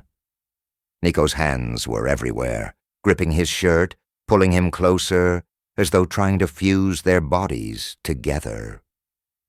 Don's breath caught, a shudder running down his spine as Niko's scent overwhelmed him. Niko's mouth parted slightly, and Don took the opportunity to deepen the kiss, tasting the salt of Niko's skin, the faint remnants of whatever insanity had sent him running. Every touch, every press of Niko's body against his was a promise and a punishment, all at once. It was madness. Everything about this moment was madness. Don pulled away, gasping for air, his chest heaving as his eyes burned into Niko's. What the hell were you thinking? Niko grinned. I thought you'd miss me. Don's heart slammed in his chest, and before he could respond, Niko's lips were back on his, this time softer, slower, as if making sure the kiss had a life of its own. Don realized that no matter the cost, no matter how far they fell, Niko was his. He grabbed Niko's neck, pressing his thumb into his pulse, holding him there, wanting to kiss him and strangle him all at once. Don yanked off the kiss, breathless. They want to kill you. Take off your fingers, one by one. Will you be the one to do it? Niko asked. You know I can't hurt you, Don admitted, feeling boneless now that Niko was back in his arms. What the hell have you done? I'm just following orders. Irritation lanced through Don, and he was about to drag Niko back when there was a knock on the door. Sir, Sofia Salvatore has arrived. Thank you. I'll be right out. Don went to the mirror and straightened his clothing, smoothing out his hair. You should disappear. I'll contact you when I can. Niko released a breathy laugh. So you are still going to marry her? I told you, Niko, Don uttered, his voice savage. Nothing has changed. Are you willing to bet on that? Don turned slowly, hating the rise of fury coming over him. What is this? Don circled Niko, realizing with a start how different Niko looked after only a week away. His eyes were flicking orbs of shining light, but they looked almost demonic. What's happening? Where was his Niko? Dr. Priya had warned him about this, but Don hadn't been prepared for the level of desolation he'd feel, or what Niko would feel. Talk to me. What's going on? What are you doing? You should go. Niko walked away from him, heading to the window. You wouldn't want to keep your bride waiting. Niko, Don barked, but Niko was already slipping out the window, moving like a cockroach, weaving up the side of the building. Don rushed to the window, sticking his head out, but by the time he looked up, Niko had vanished onto the roof.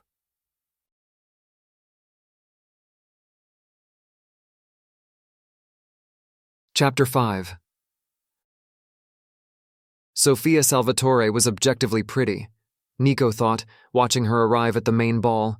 Her gown shimmered like liquid mercury, every sway sending ripples of light cascading across the ballroom.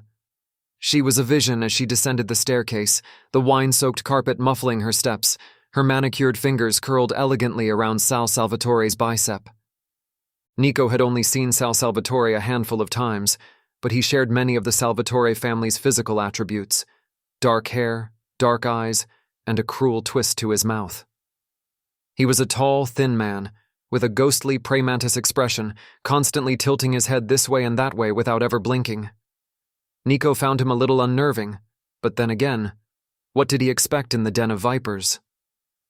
A smile dragged across his lips as he sat in the best seat of the house, perched high above the ceilings, his sniper trained right on Sofia Salvatore's pretty little head. Her auburn hair was twisted into a high bun, her makeup soft and unassuming, the perfect daughter-in-law. Niko watched Alessandra rush to greet her, taking her hands and talking a mile a minute while Gianna followed, the other Salvatore sister who was mainly overlooked and forgotten. Niko had been under the impression they were saving Gianna for Marco, who could barely tolerate her on a good day. The Mafia engagement ball was a grotesque spectacle of wealth and blood money, a swirling masquerade where the city's most dangerous families slithered in silk and diamonds, sipping champagne like it wasn't purchased with extortion and corpses. Niko took in the rogue gallery of criminals dressed in their Sunday best and felt the insane urge to laugh while he sat crouched, his sniper poised ready to fire.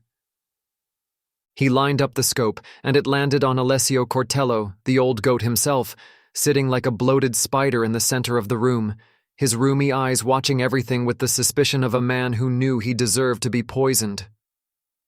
His wife, Valentina, draped in red like a vulture that had just feasted, whispered sweet nothings to their bratish offspring, Davino and Maria, two wastes of oxygen who had never worked a real day in their lives. Niko smirked. Davino had all the charm of a wet napkin, while Maria was already whining about the champagne not being imported. Brats, Niko whispered, cocking the gun. Then there were the Morellos, a family on the verge of extinction. Giovanni Morello had met a spectacularly gory end after trying to double-cross Don, and now his widow stood pale as a corpse, her hands shaking as she clutched her drink. It was almost tragic, almost. Niko wondered if she'd try to stab someone before the night was over, or just down the entire bottle and cry in the bathroom. Lastly, of course, Salvatore, Sal himself, looming at the heart of it all like a greasy deity of crime.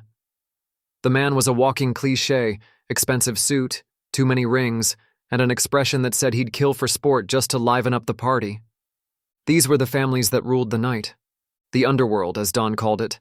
To Niko, it was just a pit of rotting meat, dressed up in tuxedos and gold, pretending their hands weren't stained red. Finally, the Vellini men arrived. Marco was the first, sharp, cold, a blade disguised as a man. Then Giulio, his smirk a thing of cruelty, eyes glinting with dark amusement. And then, silence. Don emerged, a shadow crowned in silk and steel. His suit sculpted to him, the crisp black fabric swallowing light, making his obsidian gaze all the more piercing. The air tightened. Reverence curled through the crowd like smoke. Niko's pulse skipped. This was his Don, his king, and the world would kneel. Niko would ensure it. Sophia came to greet him, the crowd in awe as he kissed her cheek, and a blistering red haze filled Niko's vision. Did she know the places Don's mouth had been seconds earlier? Weeks earlier? How he sucked and kissed Niko, trying to drown himself in his essence. How he'd taken Niko and made love to him for hours before discarding him like a dirty old used rag. Niko would have laughed if she knew. This world Don had crafted would work, for him, but not for Niko. What would he do if Don had a wife, kids, spawns of Satan that hated him and treated him like the filthy mongrel that he was? Niko watched them head straight to the ballroom floor, all eyes drawn to the beautiful couple, Sophia's soft hands taken by Don's larger ones. Niko knew he shouldn't underestimate her. She'd make a formidable queen, a perfect Eve for the fallen angel. Raised by Salvatore, there was no doubt in his mind about her ruthlessness. And yet, jealousy rose within him, a swarm of locusts devouring his thoughts. He wanted to crush her. After that perfect night in the villa, Don had abandoned him, left him, buried himself at work, making excuses and avoiding Niko after Niko had given his heart to Don on a platter. Niko stopped sleeping, stopped eating. He moved through the house like a wraith, his eyes always seeking Don. The security footage caught him breaking into Don's room at night, standing over his bed, watching. The soldiers whisper of madness, but Niko only heard Don's heartbeat. He no longer follows Don's orders, only his own. Then Don started locking the windows and the doors, blocking Niko out. That's when his madness crested. He no longer needed to hear Don's voice to know his will, his desire. Niko could foresee it all himself. Earlier, when he'd seen Don, he saw the terror in his eyes, the fear coloring his features. But there was nothing to fear. Niko would fix it all. With expert hands, Niko packed up his rifle and slithered down from his perch in the ceiling. He couldn't stay up there all night. He had a party to attend to. The crowd split before him like water, whispers falling into the silence. Niko stepped forward in his crisp suit, the sharp edges of his presence cutting through the air. Gasps and murmurs followed, an amalgamation of fear and disgust. An agent gone rogue, lost to the dark. He moved without a care, his every step measured, like a storm that had already passed. The room held its breath, eyes wide, watching him with both dread and fascination. Niko walked, calm, untouchable, like a shadow in the light. He walked to Don. His salvation, his shoreline. Only Don's eyes were black with fury. Excitement flared within him like the spark of a current. At least Don was looking at him. "What is this?" Sal was the first to speak, his voice filled with rage. "What the hell is this, Giulio? After centuries of peace, does the Varelli family now itch for war?" Giulio glared at Don. "My deepest apologies, Mr. Salvatore. He isn't supposed to be here." Giulio signaled to the guards to take Niko out, but nobody would dare go near him, especially if they wanted to live. Sal's expression looked outraged. What the hell is this? Is this how the Varelli family gains respect? By blatantly attacking their in-laws? Where is the honor in that? Niko laughed. Honor? Do you even know the meaning of the word? Silence filled the ballroom. Niko stared at them all, watching them squirm beneath his gaze. He could kill every single one of them if his Don commanded it, but if he did, then who would the Mafia king rule? The devil needed his minions. "Niko," Don's voice cut through his thoughts. "Stand down." A smile dragged across Niko's lips as he gave a mock bow and nodded. "Yes, Don." Sal sneered. He snatched a glass of champagne and headed to the dining room to eat. Don's hands were fists in his pocket as he approached Niko, his cheek jumping. "What the freaking hell are you doing?" "Attending your engagement party," Niko replied easily. "Was I not invited?" "Niko," Don hissed, "don't ruin this for me." "I won't." Niko watched Don's face relax before he delivered the final blow. "Unless you break things off with her." Horror skittered across Don's face. "You didn't." "I most certainly did, Don." Don's face twitched, several emotions flittering at once, and Niko could see he was clearly fighting a heinous smile. Niko leaned in so that he was close, pressed up against Don's side with the full length of his body, and whispered in his ear. "I've rigged Sophia's car with a set of RDX-based charges, meticulously hidden under the chassis, completely undetectable by any traditional scanning methods. Just enough to leave no trace, not even ashes." Don's eyes flashed with a vicious delight. She's innocent in all of this. The devil doesn't care about innocence. He doesn't target the guilty, Don. He targets the purest, the ones who still believe in goodness, because breaking them is where the real power lies. Innocence is just a weakness waiting to be exploited. His eyes locked with Don's, a dangerous glint dancing in them. "And if you think she's untouched, you're fooling yourself. The devil always finds his way in." Niko's eyes darted to Marco, who was circling Sophia like a vulture, their eyes locking every so often. Don's expression went cold. "Do nothing without my command." Niko's brow furrowed. "What do you mean?" "Stand down," Don barked. "It's too dangerous. I mean it, Niko." Then he was gone, walking past Niko and making a beeline to his fiancée. Hurt stabbed at Niko's heart as he watched Don take her hand and lead her to the dinner where the rest of the guests were gathered. Don was still planning to leave him, no matter what he did. Tears burned his eyes and he spun only to run straight into Dr. Priya, almost knocking her off her feet. "Sorry," she laughed, her voice light and carefree. "I didn't see you there. How are you, Niko?" Pain exploded through Niko's fingertips, raw and violent, as if his hand itself had been set aflame. He gasped, eyes widening in disbelief, staring at the massive needle that had suddenly plunged deep into his palm. His entire body locked in shock, and for a split second, the world around him seemed to freeze. Blood pooled beneath his hand, dark and thick, and Niko could barely breathe through the searing agony as his vision blurred. "Rest now. All will be well soon," Dr. Priya grinned. Several bodyguards caught him and quickly dragged him out of the room. Niko's thoughts swirled, each breath ragged as his vision strobed in and out. The bodyguards dragged him forward, their grip unrelenting. Dr. Priya's heels echoed on the marble, her navy sequin dress almost blinding. They ushered him through the cold, sterile hallways, the sound of his pulse deafening in his ears. And then, before him, in a room thick with malice, stood Sal Salvatore, eyes glittering with something darker than rage, surrounded by Giulio and Marco. "Don't come near him," Dr. Priya warned. "He's still very dangerous. These sedatives won't keep him for long."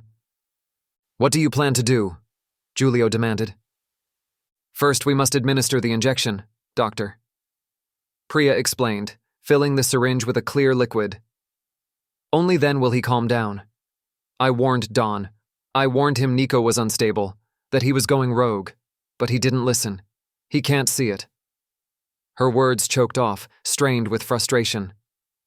"That little beast follows him everywhere," Giulio hissed. "Why can't Don see how sick it is? How wrong. If Don hadn't invested so much money into the animal, I would have had him put down ages ago." "Can you reprogram him?" Marco asked. "It's risky, and there's no telling what would happen," Dr. Priya responded. "But it's possible. We could use a combination of neurostimulation and cognitive restructuring techniques to sever his loyalty to Don. By manipulating the neural pathways, we can reroute the mind's responses, creating new associations. It's like rewiring a circuit board. But the emotions? Those might linger. Trauma leaves deep marks. The mind may forget, but the heart, it doesn't let go so easily. Do it, but give him to Sal. Giulio looked at Marco, his eyes wide with fear. Son, what are you doing? How many men has he taken from you? Marco demanded from Sal. Niko is worth thousands of them, 10,000. He's the perfect soldier, the perfect killing machine. How do I know he won't turn on me? Sal demanded. We can implant microelectrodes into his neural pathways to inhibit the disobedience receptors, Dr. Priya announced. It's a procedure I've been researching for some time now, targeting the prefrontal cortex and the amygdala to disrupt the brain's intrinsic reward system. By modulating the dopaminergic pathways, we can suppress impulsive behaviors and any resistance to authority. English, please, Marco said. Dr. Priya huffed. It's a technique derived from deep brain stimulation, DBS, but in this case, it's more invasive. The results could be unpredictable, but it could work, silencing the disobedience center, so to speak. So, Marco probed, do we have a deal? Sal Salvatore's black, beady eyes landed on Niko. Fine, but move the wedding up. To when? Giulio asked. Tomorrow. Sal fixated his cruel gaze on Niko, whose vision was dancing. He could hear them all clearly, but his limbs were dead weight. Good, Sal spoke.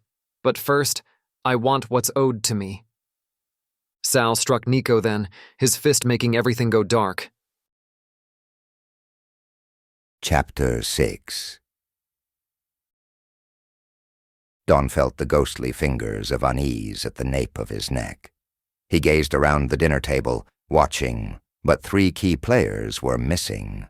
His father, Sal, and Marco were nowhere to be found, even though dinner had already commenced and they were soon to give the toasts.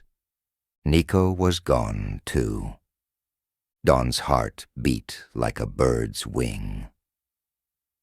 I'm thinking of a summer wedding, Sophia said conversationally, her pink lips drawing into a small smile. What do you think, love? I think it's a wonderful idea, Don replied, absent-mindedly.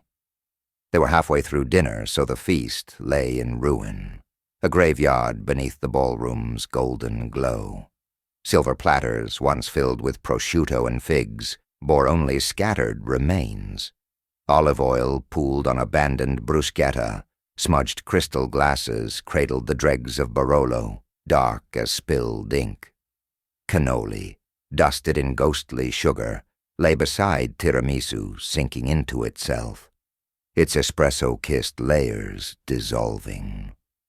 Sophia nudged a slice of tiramisu cake, pushing it around on her plate. Alessandra shot him a worried look across the room, and Don returned it in kind. What colors would you like? I'm thinking pastels and... Actually, I need to find my father and see where your father is. I'll be right back. Don moved to stand, but froze. I wouldn't do that if I were you.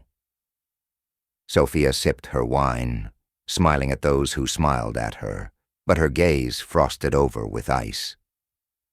Don slowly sat down. No, if I were you, I'd sit right there, Sophia said, her voice soft as it tickled his ear. Your bodyguard has caused my family extreme emotional distress. Innocent men were murdered, and for what? That still isn't clear. She laughed, and it caused ice to fill Don's veins. Let's not pretend we both don't know what this is. You are to be king, Don. King of the underworld, and I am to be queen. There's nothing I don't know. She lifted her glass to a man across the room. A waiter? The one Don had been screwing last week when Niko caught him. The man's mouth lifted as he carried the dishes out of the room, disappearing into the kitchen. Don's outrage ignited like lighter fluid, scorching hot and instant, a blaze of fury that she would dare keep tabs on him. His jaw tightened, fingers twitching as if itching to wrap around her throat. But then, pressure, a dull, insistent push against his thigh. He looked down. The blunt tip of a blade bit into him, unyielding. His gaze snapped to Sophia's eyes, flat, hollow, dead. How long had he known her? And yet, never truly known her. They were always meant to be, but he never saw her as a threat. And that was his greatest mistake. And, my dearest, what do you plan to do? Don asked lightly. He would not fold. What do you mean? Sophia laughed. We're getting married, silly, and then we'll have a few babies. By the time the night was over, everyone would have forgotten about your stupid bodyguard. You will be king. The blade dug deeper into his thigh, piercing through the fabric of his suit. The pain was white, hot, and sharp, a needle's prick. Good, very good. How could he expect anything less from his queen? His father had been right to choose her. They would have made an impressive team, but Don would never allow any harm to come to Niko, regardless of who she was. Don rubbed his mouth and sighed, slowly reaching into his pocket. Sophia stilled. Don't do anything stupid. We're going to rule together.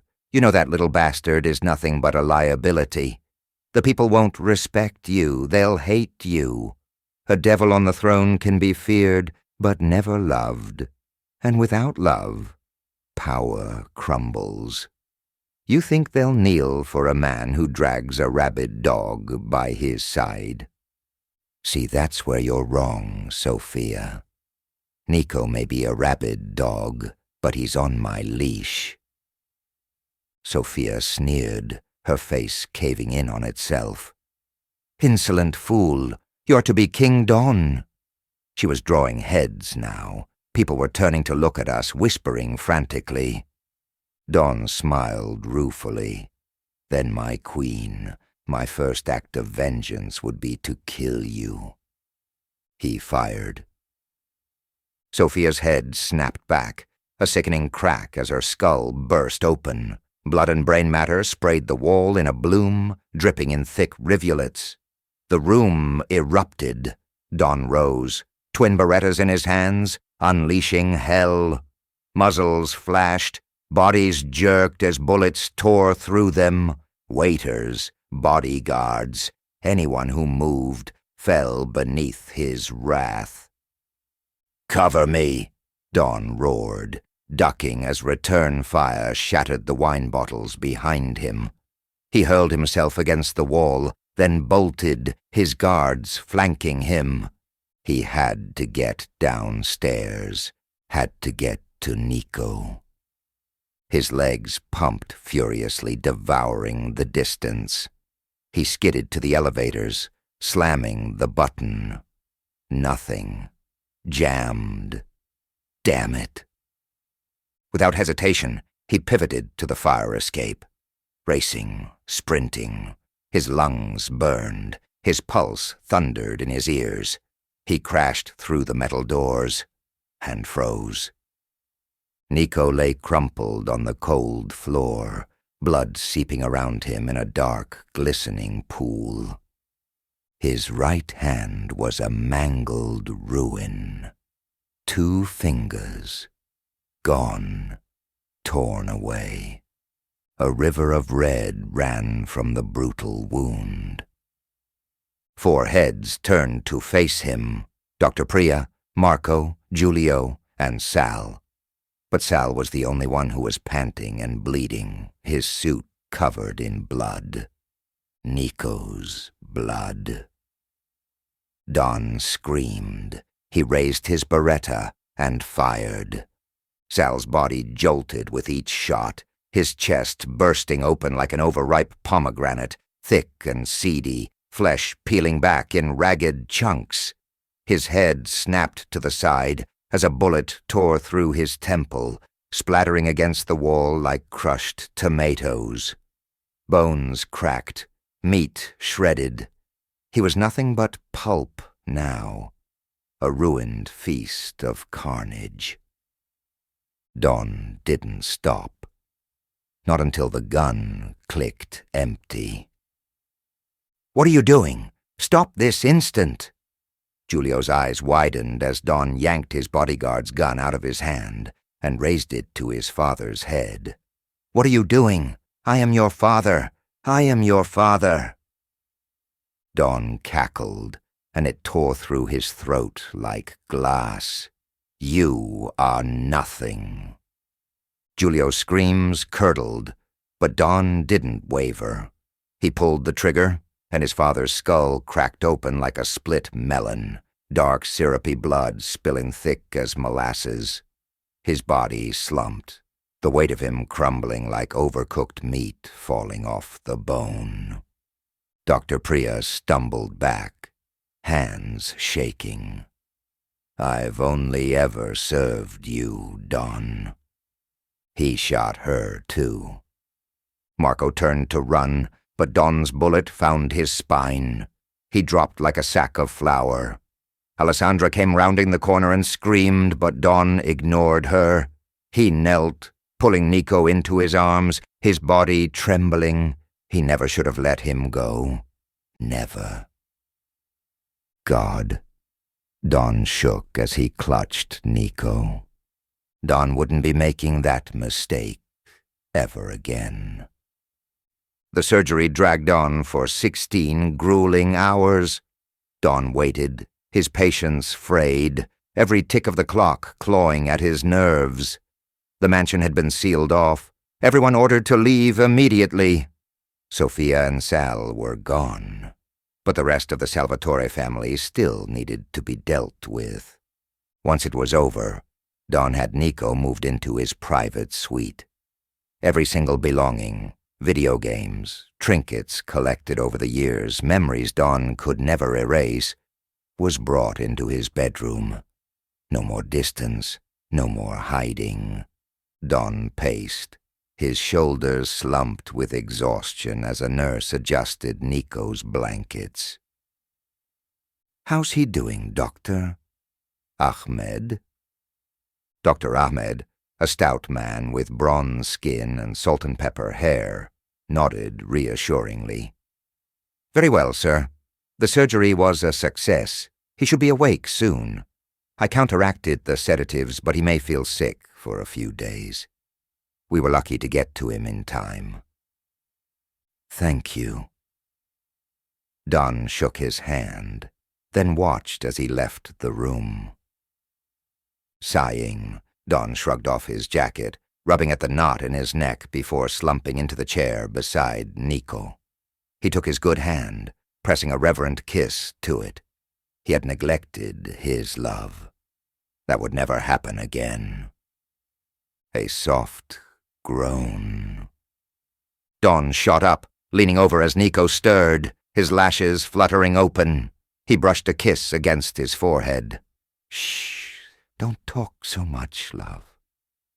"Dawn," Niko whispered. "What happened?" "They hurt you," Dawn murmured, stroking his knuckles. "But I got them back. Rest now." Niko's liquid gaze locked onto him. "Are they dead?" "Eviscerated." Niko swallowed his Adam's apple, bobbing. "It should have been me. I planned to kill them." "No." Dawn shook his head fiercely. "No, I'm glad it was me. After my father, after he almost beat me to death. I should have never put that on you." His voice broke as he nuzzled against Niko's soft hand, tracing the delicate fingers, fragile as silk. His throat tightened. God, when I saw you there, I thought for sure you were dead. I was so scared, Niko. So freaking scared. I love you so much. I love you too, Dawn. With a shudder, Dawn leaned down, capturing Niko's lips in a kiss, trembling at the contact. Love had no place in the hands of the damned, but for Niko, Dawn would tear heaven and hell apart just to hold it anyway. "Are you ready?" Niko asked, handing Dawn his tie.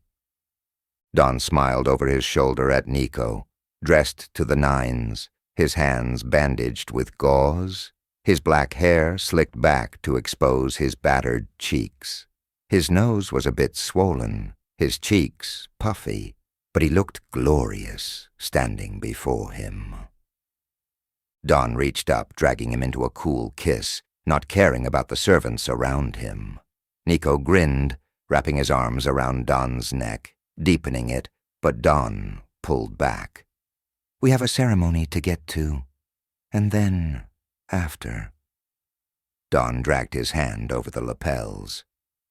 "We can christen the new bed." "I like the sound of that." Niko chuckled and let go. The corridor stretched long and endless, gilded sconces dripping light like melting wax. The air smelled of polished wood, old money, and blood long since scrubbed away. Dawn's shoes barely made a sound against the marble, but Niko's did. Soft measured steps, like he was keeping count. "Should we be expecting trouble?" Niko asked, his voice like velvet over a blade. He was grinning, always grinning. Always. He squeezed Niko's fingers, a reminder, a claim, maybe a warning. "But I'm sure you're prepared for it." Dawn let out a slow, humorless chuckle. Niko arched a dark brow. "And why's that?" Dawn dragged his thumb over Niko's pulse point, feeling the steady thrum beneath his skin. The Salvatore family would want their blood. Not to mention the other families. The Cortellos, the Morellos, and even Alessandra Virelli were itching to take him down. "Because you own the devil's heart. And the devil didn't give things away freely." The price had always been Niko's soul. The doors loomed ahead, taller than any man, heavier than sin. The moment they pushed through, the world shifted. The hall was packed with bodies, the families gathered in neat, orderly chaos, smiling, scheming, waiting for their new king to take his seat. Their reverence reeked of fear. Good. Dawn exhaled slowly, stepping forward, letting them drink him in, the blood-stained prince, the reluctant heir, the one who was never meant to rule. But here he was, and they were his. The throne sat at the center like an altar, black marble, its arms shaped into wolves mid-snarl, iron thorns crowning the back like a twisted halo. It looked uncomfortable as hell. He settled into it anyway, draping himself over the cold stone like it had been made for him, a king of ash and shadow, of blood and gunpowder. The families watched, silent, expectant. They wanted something, an oath, a promise, a performance. Dawn simply smiled. Let them wonder what kind of ruler he'd be. Let them squirm. At the end of all things, he was neither devil nor king, only a weary soul staring into the abyss, waiting for something, someone, to call him home. The end.